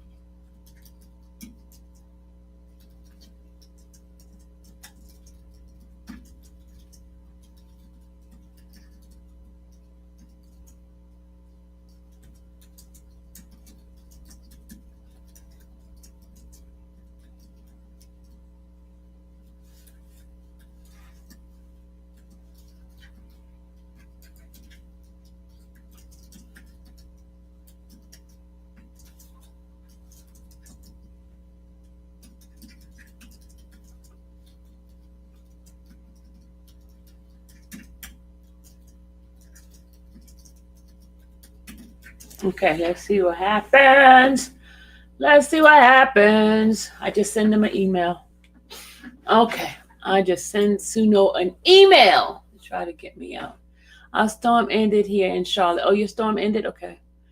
First it rained, then yesterday turned into snow and being snowed since yesterday evening. We are at 9 inches and wind at 35, so we are having a white out school closed today. Wow. Wow. Okay, y'all, what do y'all want to do? It's at my 2 hour point. So sorry, Kobe. Kobe be running. Kobe be running when something falls. Kobe be jumping and running when something falls. Y'all want to hurt herself. Books and everything. Kobe said. Sorry, Kobe.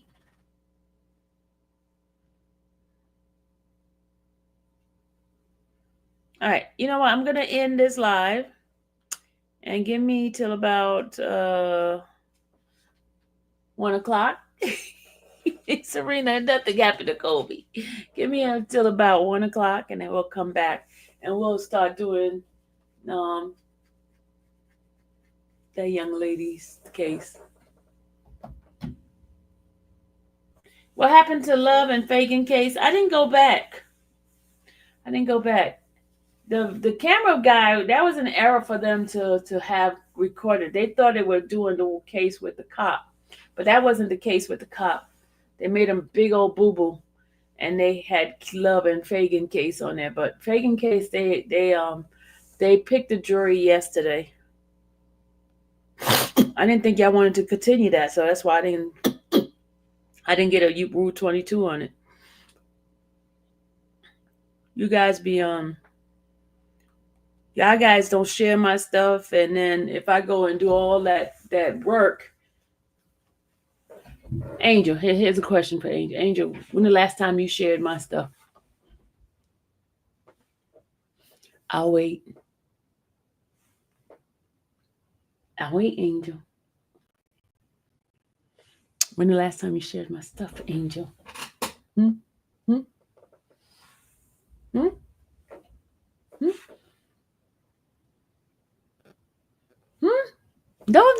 tell me you got me. No, I know. I need to know, Angel, when the last time you sent or shared my channel. I don't want to see. I don't want no eyes or nothing. You tell me when the last time you shared my channel. Exactly. Go ahead and go. Never. Never. See? Guilty.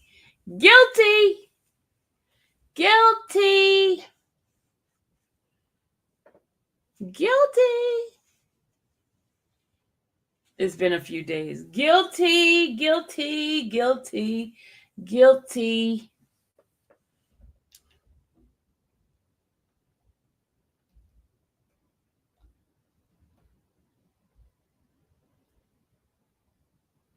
All right.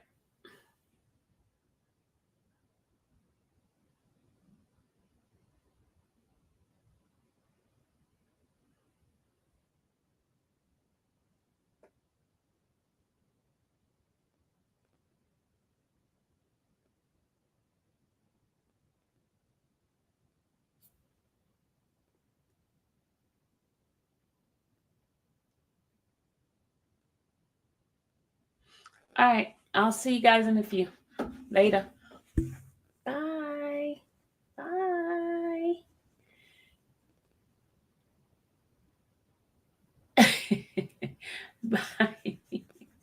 Bye, everybody. I'll see you guys later. Twitter is evil. Yeah, it is evil. It definitely is evil. You are absolutely right on that. Twitter is evil. Some of the stuff that I see on Twitter, I'll be like, what? Oh my God. I'll be back in a few. I just got to get some nourishment into the body. Shh, into the party. Tease. Ah. I'm just doing video. I'm just doing things so they can take pictures of like, no. I got to do pictures. Okay. This is for Chelsea and for Mimi because they be doing my thumbnails. Deuces. They be doing my thumbnails, so I have to take poses for them. Poses. Okay, give me another pose. Let me see. I gotta do like shocking poses, like.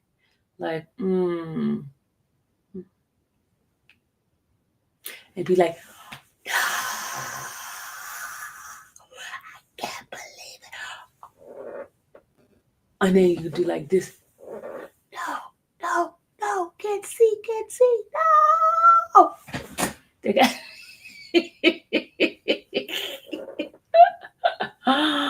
We gotta be pulling their hair out.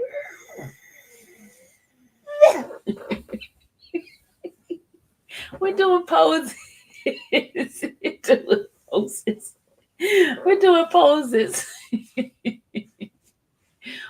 poses. Okay. What we doing, Chris? We're going Lady Leo. No, we're trying to do some poses because that's how they take it. If you notice the most recent, they're trying to do my thumbnails where we have so many different pictures of me and different things like that. So we have to be dramatic and be like, whoa, like, hey. Be like surprise. Oh my God, this is great. You know, we got to go like, oh. So they got to freeze frame it and then they take a picture, be like, it's all your fault. It's all her fault, y'all. It's not. You better. No.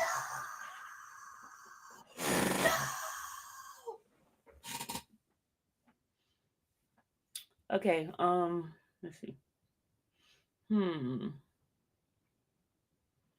Be like, I got an idea.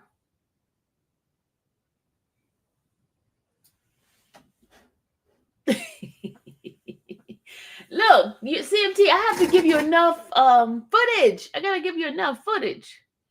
Okay, we gotta figure out something else.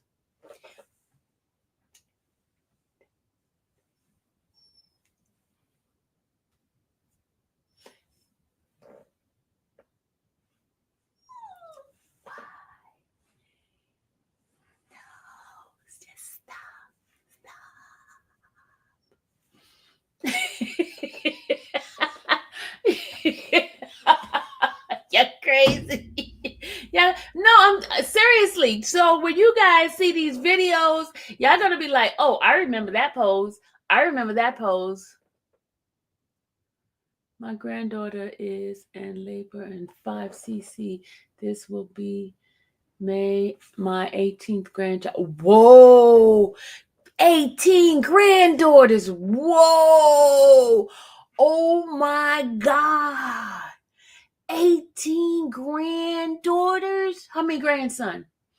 Wow. Oh.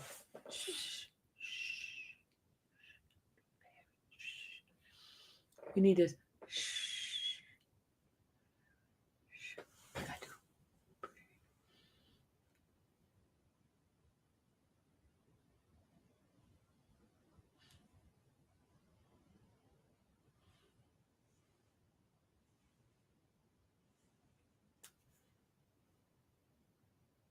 I'm still doing the poses, y'all.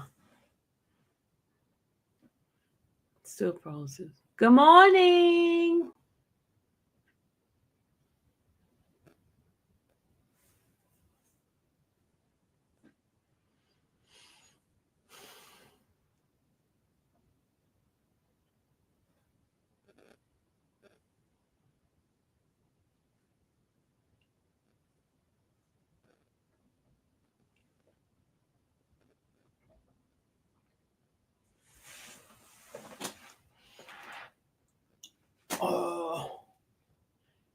CMT, are you getting enough? Do you get enough of them now?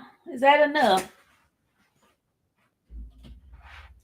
18 great granddaughter. Wow.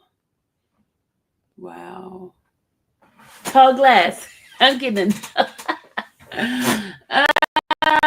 Let's see. Mimi, is this enough? CMT, is this enough? You know what? Hold on. We got enough tea. We need some more. We need to drink our water. Drink our water. Drink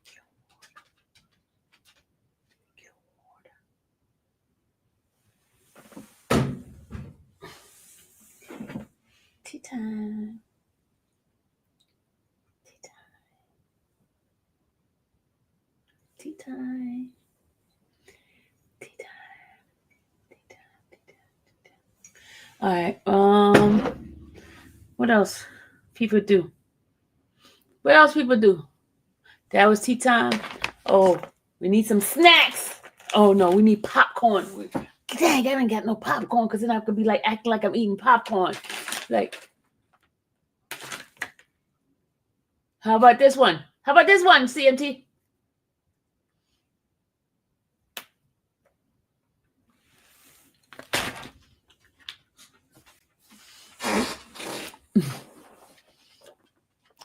We need something else. We need a flashlight so we can shine the light on the investigation.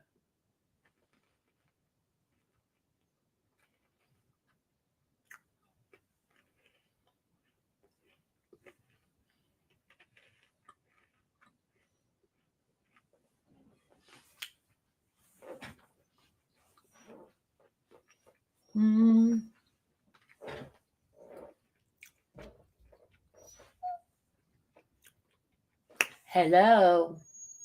Hello. What?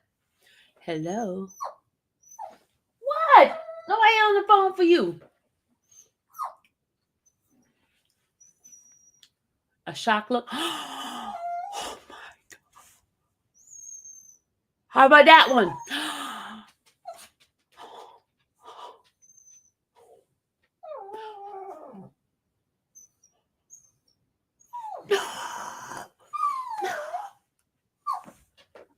Kobe, I'm trying to act out the faces. I don't need you to help out.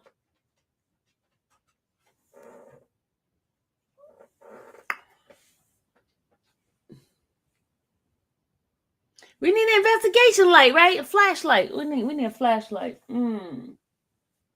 Okay. We need a bug spray because we can spray the bugs. We need different things like oh,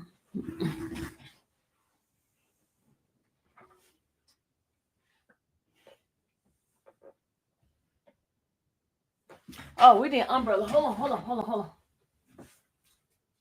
on, y'all.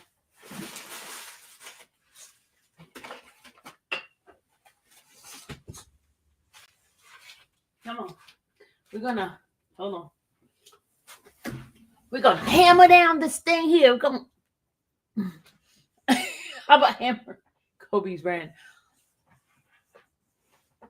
Hammer and nail.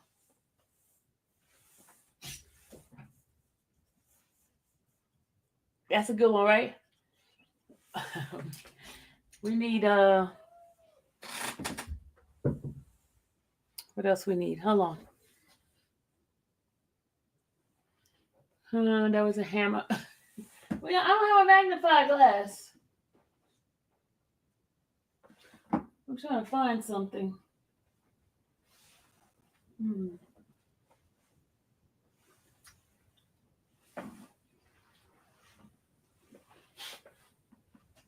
We don't have a magnifying glass.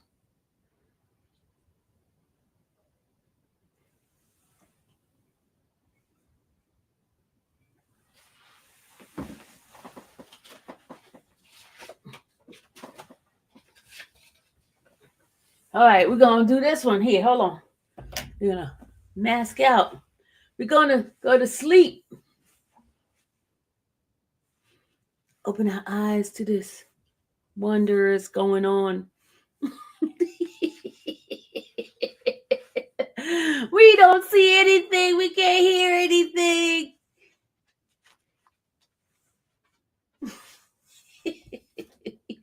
Crazy. We are being crazy. I need to clean my glasses. My glasses are filthy now. My hair touched the glasses. All right, we got I don't have no magnifying glass.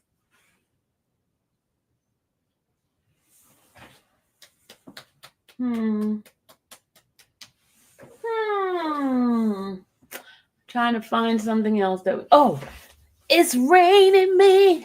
Hallelujah. We gotta bring an umbrella. I don't want to open up this umbrella because it's too big. Be prepared. Oh, we need a file. Okay, let's go get a file. Hold on.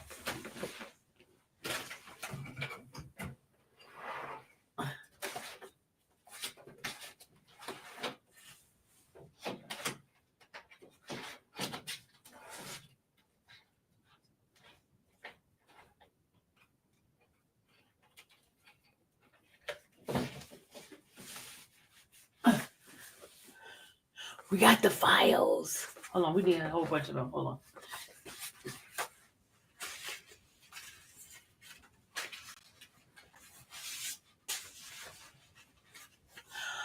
We got the files. How about that? I have a note. We already did the notebook yesterday, tall glass. We did the notebook one. They have that one. We have the files.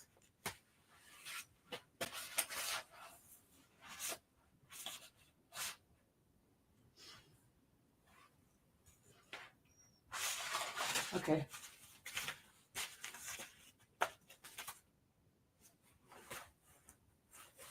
Files.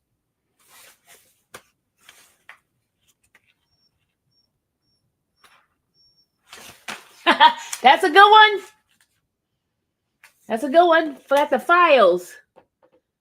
I need to put something that has top secret. Okay, that's that one. Let's go find. What are we up to? We're trying to get pictures done. So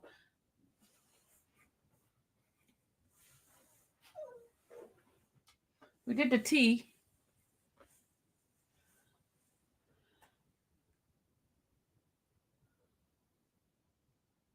Oh, you can do that with the clip art? Okay.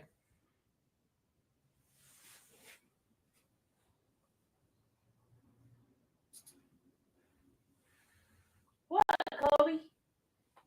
What? What? What? What, Kobe?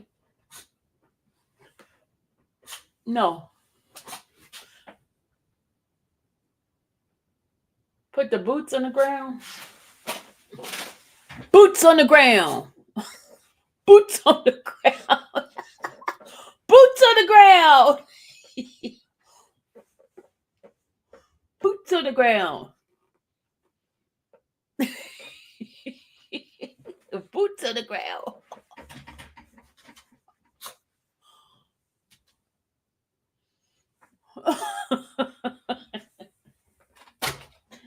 Oh, we are funny, y'all. Y'all so funny. You got the boots on the ground now, Chels.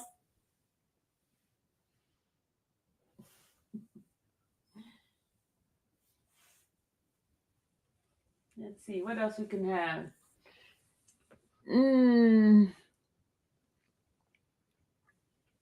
Y'all seen the what's the name they've been having?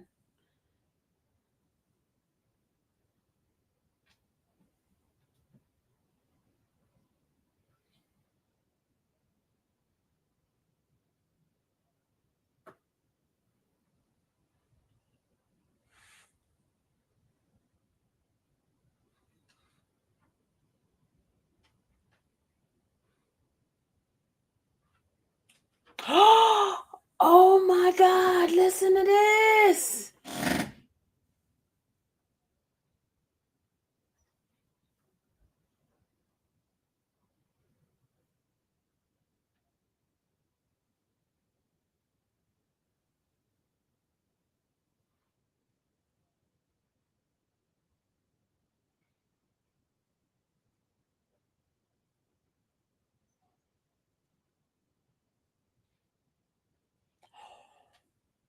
They said class action lawsuit hits passes the ethic and influence and social media changes you need to know. They're going to be having some class actions against content creators, y'all. Kobe, you trying to talk to Nosy? Kobe, you trying to talk to Nosy? Nosy, he's resting right now.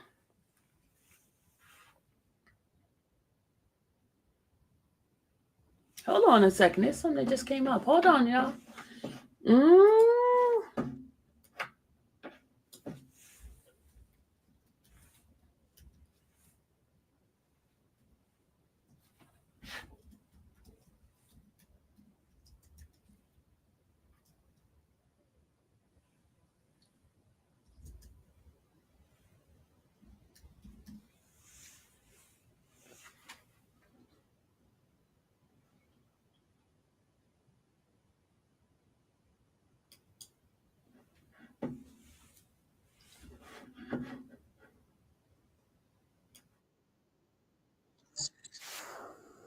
Oh my God. Okay, y'all. We're going to go watch this for a second. Affiliated Marketer has a lawsuit against YouTubers. Hold on a second.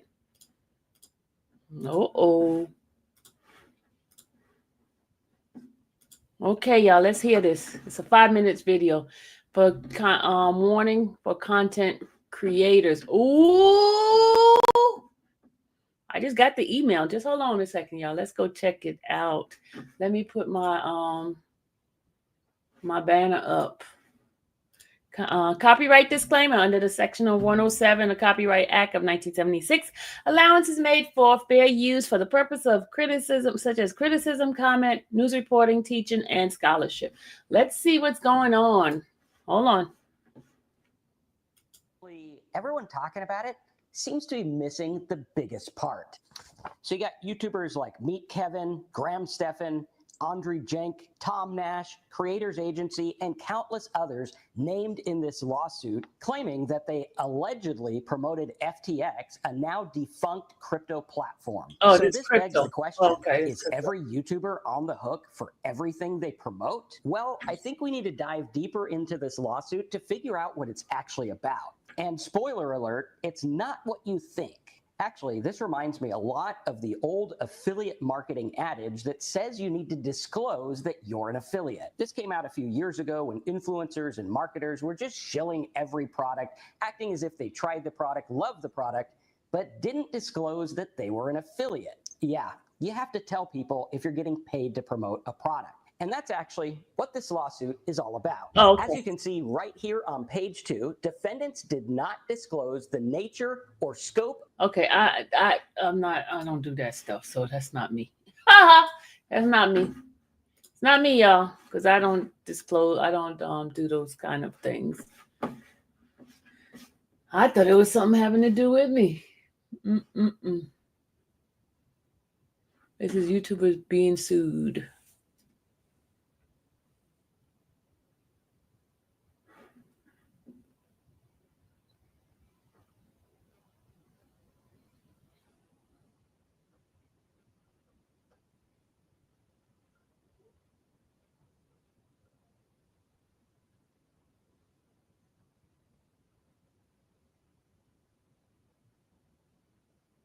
Oh, this one here is getting sued.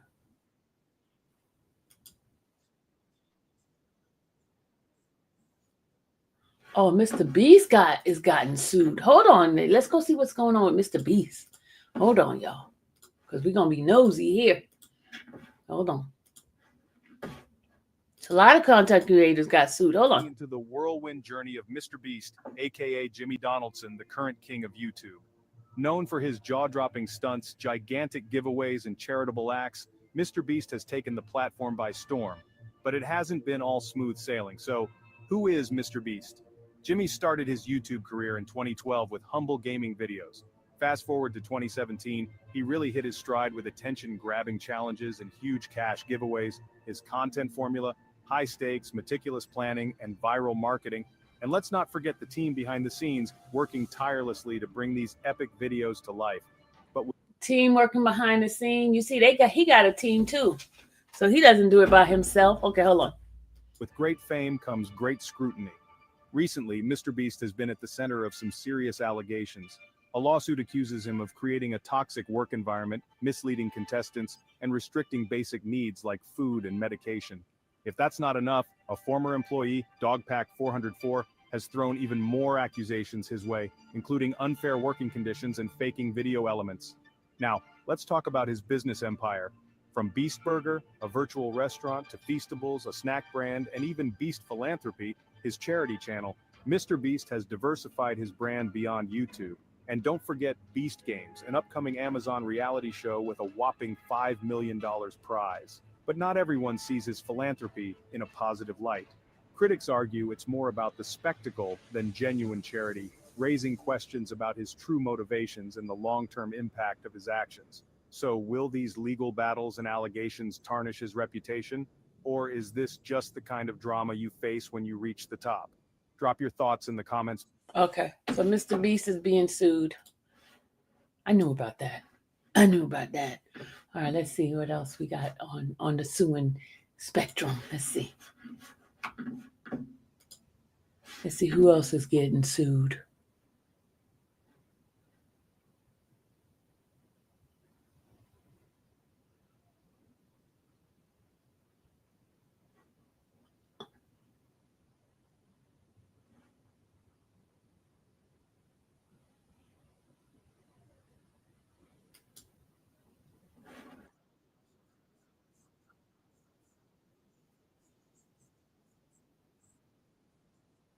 Hold on. This is Sydney Nicole. Hold on. Let's see what she do.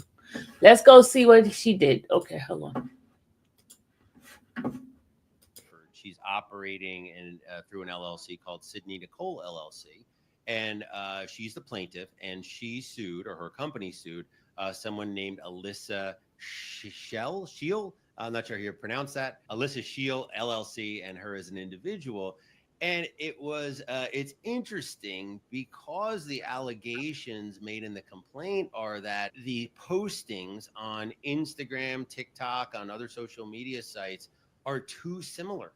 That they didn't use, that Alyssa did not use Sydney's name, but she made videos and made content that are very similar to the content that Sydney was creating, and doing it in a way where she was, following her, allegedly following her postings with her own postings that matched, potentially, at least the allegation is, to create confusion. And the way that, many of these algorithms work, if you're looking at one type of content, the algorithms want to show you similar content. And hypothetically, the more similar it is, the more likely it is to show up in the feed. If someone's following Sydney, they may say, you may also like this information from Alyssa. And the allegations are that Sydney, after Alyssa started this, I'm going to say allegedly. Let's assume everything is alleged here, right? I don't want anyone coming after me. I'm not going to say allegedly 100 times. Everything is alleged, as in the complaint. Was that Alyssa, her actions and her social media posting that was very similar, deprived Sydney of income, that there was a very significant drop in her income, in her affiliate revenue, in her advertising revenue, however ways she was making money from these postings. And it was due to this confusion that Alyssa created in the marketplace. And so, from a very interesting, not sure where it's going to go. This is novel. because it's not like, you know, Mickey Mouse, a picture of Mickey Mouse. If you use a picture of Mickey Mouse, then Disney would have come after you. Mickey Mouse is now in the public domain, so if you've seen a lot of additional use of that, but it is something where it's cut and dry. You use someone's logo, you take their actual video from their site, reuse it without authorization, so on and so forth. This is just the similarity. Interesting case, not sure how it's going to turn out, but I think the interesting part, at least to me as an attorney and an LLC attorney, was that, you know, Sydney Nicole LLC suing Alyssa Shell LLC, but also suing in the individual capacities. So Sydney as an individual is suing Alyssa as an individual.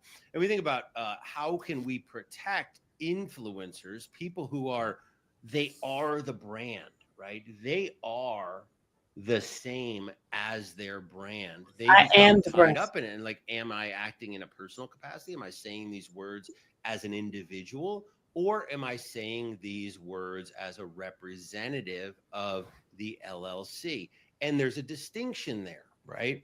If you're reading off of a cue card, and the cue card was drafted by the LLC, let's assume it's not Alyssa. Let's assume that someone else is the owner of the LLC, and Alyssa is just brought in as a performer.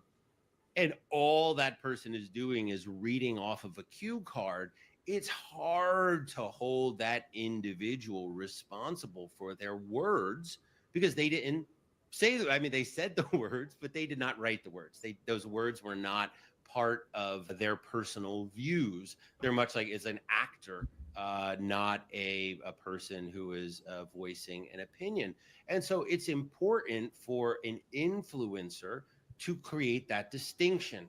Was this content created by the LLC? You've got disclaimers in your social media posts. You have disclaimers on your website. All of the opinions expressed are not those of Alyssa Shield. They are the opinion of Alyssa Shield LLC.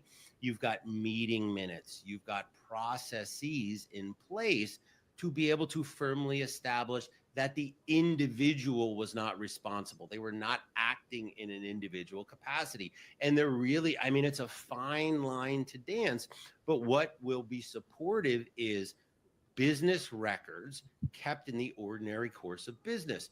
Hopefully, when you've gotten to this level, you're, as these individuals did, making hundreds of thousands of dollars a year, you have a process. You're creating content. You've got a team. And the team is sitting down and saying, okay, content creation meeting. We are going to create this content. Here's the way we're going to create the videos. Here's where we're going to be pitching. Here's how we're doing our decision making. Memorialize it, put it into the company record. Okay. What that does is it shows that the decisions that were made were business decisions that were just being carried out by Alyssa as a representative of the company. There's something called the business judgment rule.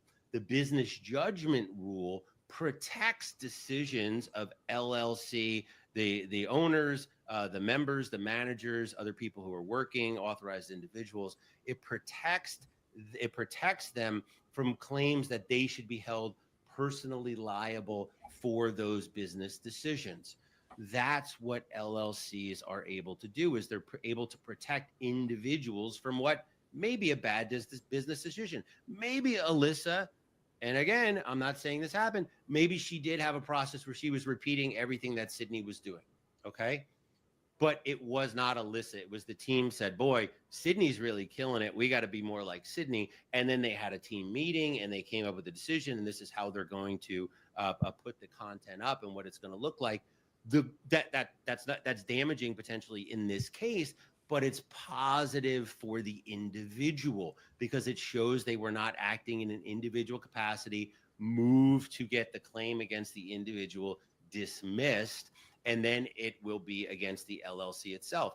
That again it's still a loss, but it could be a much smaller loss because that claim would be against the LLC if that plaintiff won. If Sydney won, Alyssa's LLC would be on the hook for any damages. But the chance of a veil-piercing event where Alyssa is held personally liable or she has been found to be personally liable would be significantly reduced, potentially eliminated, and we can limit. Okay, that's enough of that. He was getting boring. Was he not getting boring?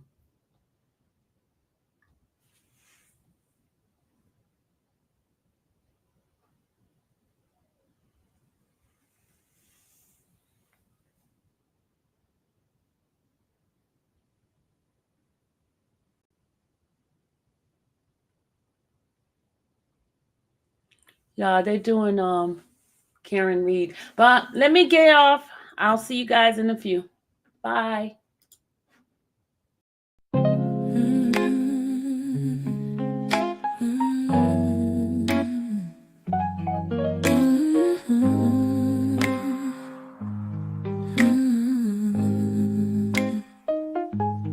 Thank you for watching that infamous Xavier channel, where laughter and fun make up our panel.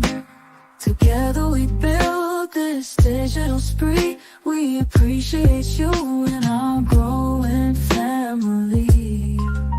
With mods by our side and chat flowing free in this online space. It's just you and me. We laugh until tears roll down like the rain. In this virtual world, you ease all my pains. We're a family, not just a show. Every click and comment makes us grow. Mods and chat, keeping the vibe so right. Together we shine like stars in the night.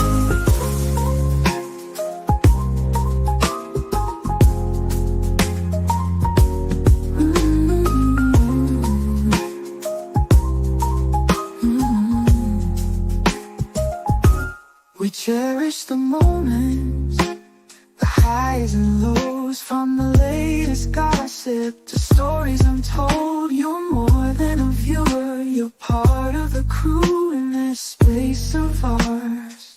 It's all because of you. This digital world where emotion is shared, every post and reaction showing we care. The love is real in this virtual domain. With every sign and joys we'll both gain. We're a family, not just a show. Every click and comment makes us grow. Mods and chat, keeping the vibe so right. Together we shine like stars in the night. We're a family, not just a show. Every click and comment makes us grow. Mods and chat, keeping the vibe so right. Together we shine like stars in the night.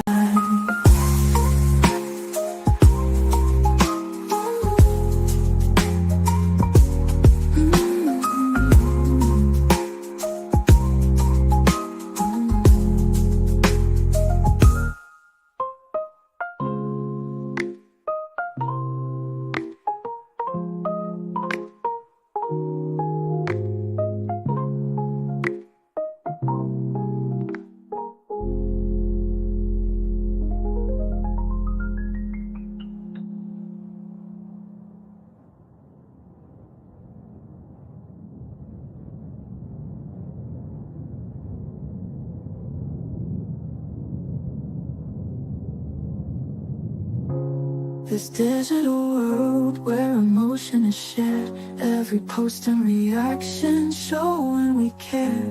The love is real in this virtual domain. With every sign and joy is what we'll gain. We're a family, not just a show. Every click and comment makes us grow. Mods and chat, keeping the vibe so right. Together we shine like stars in the night.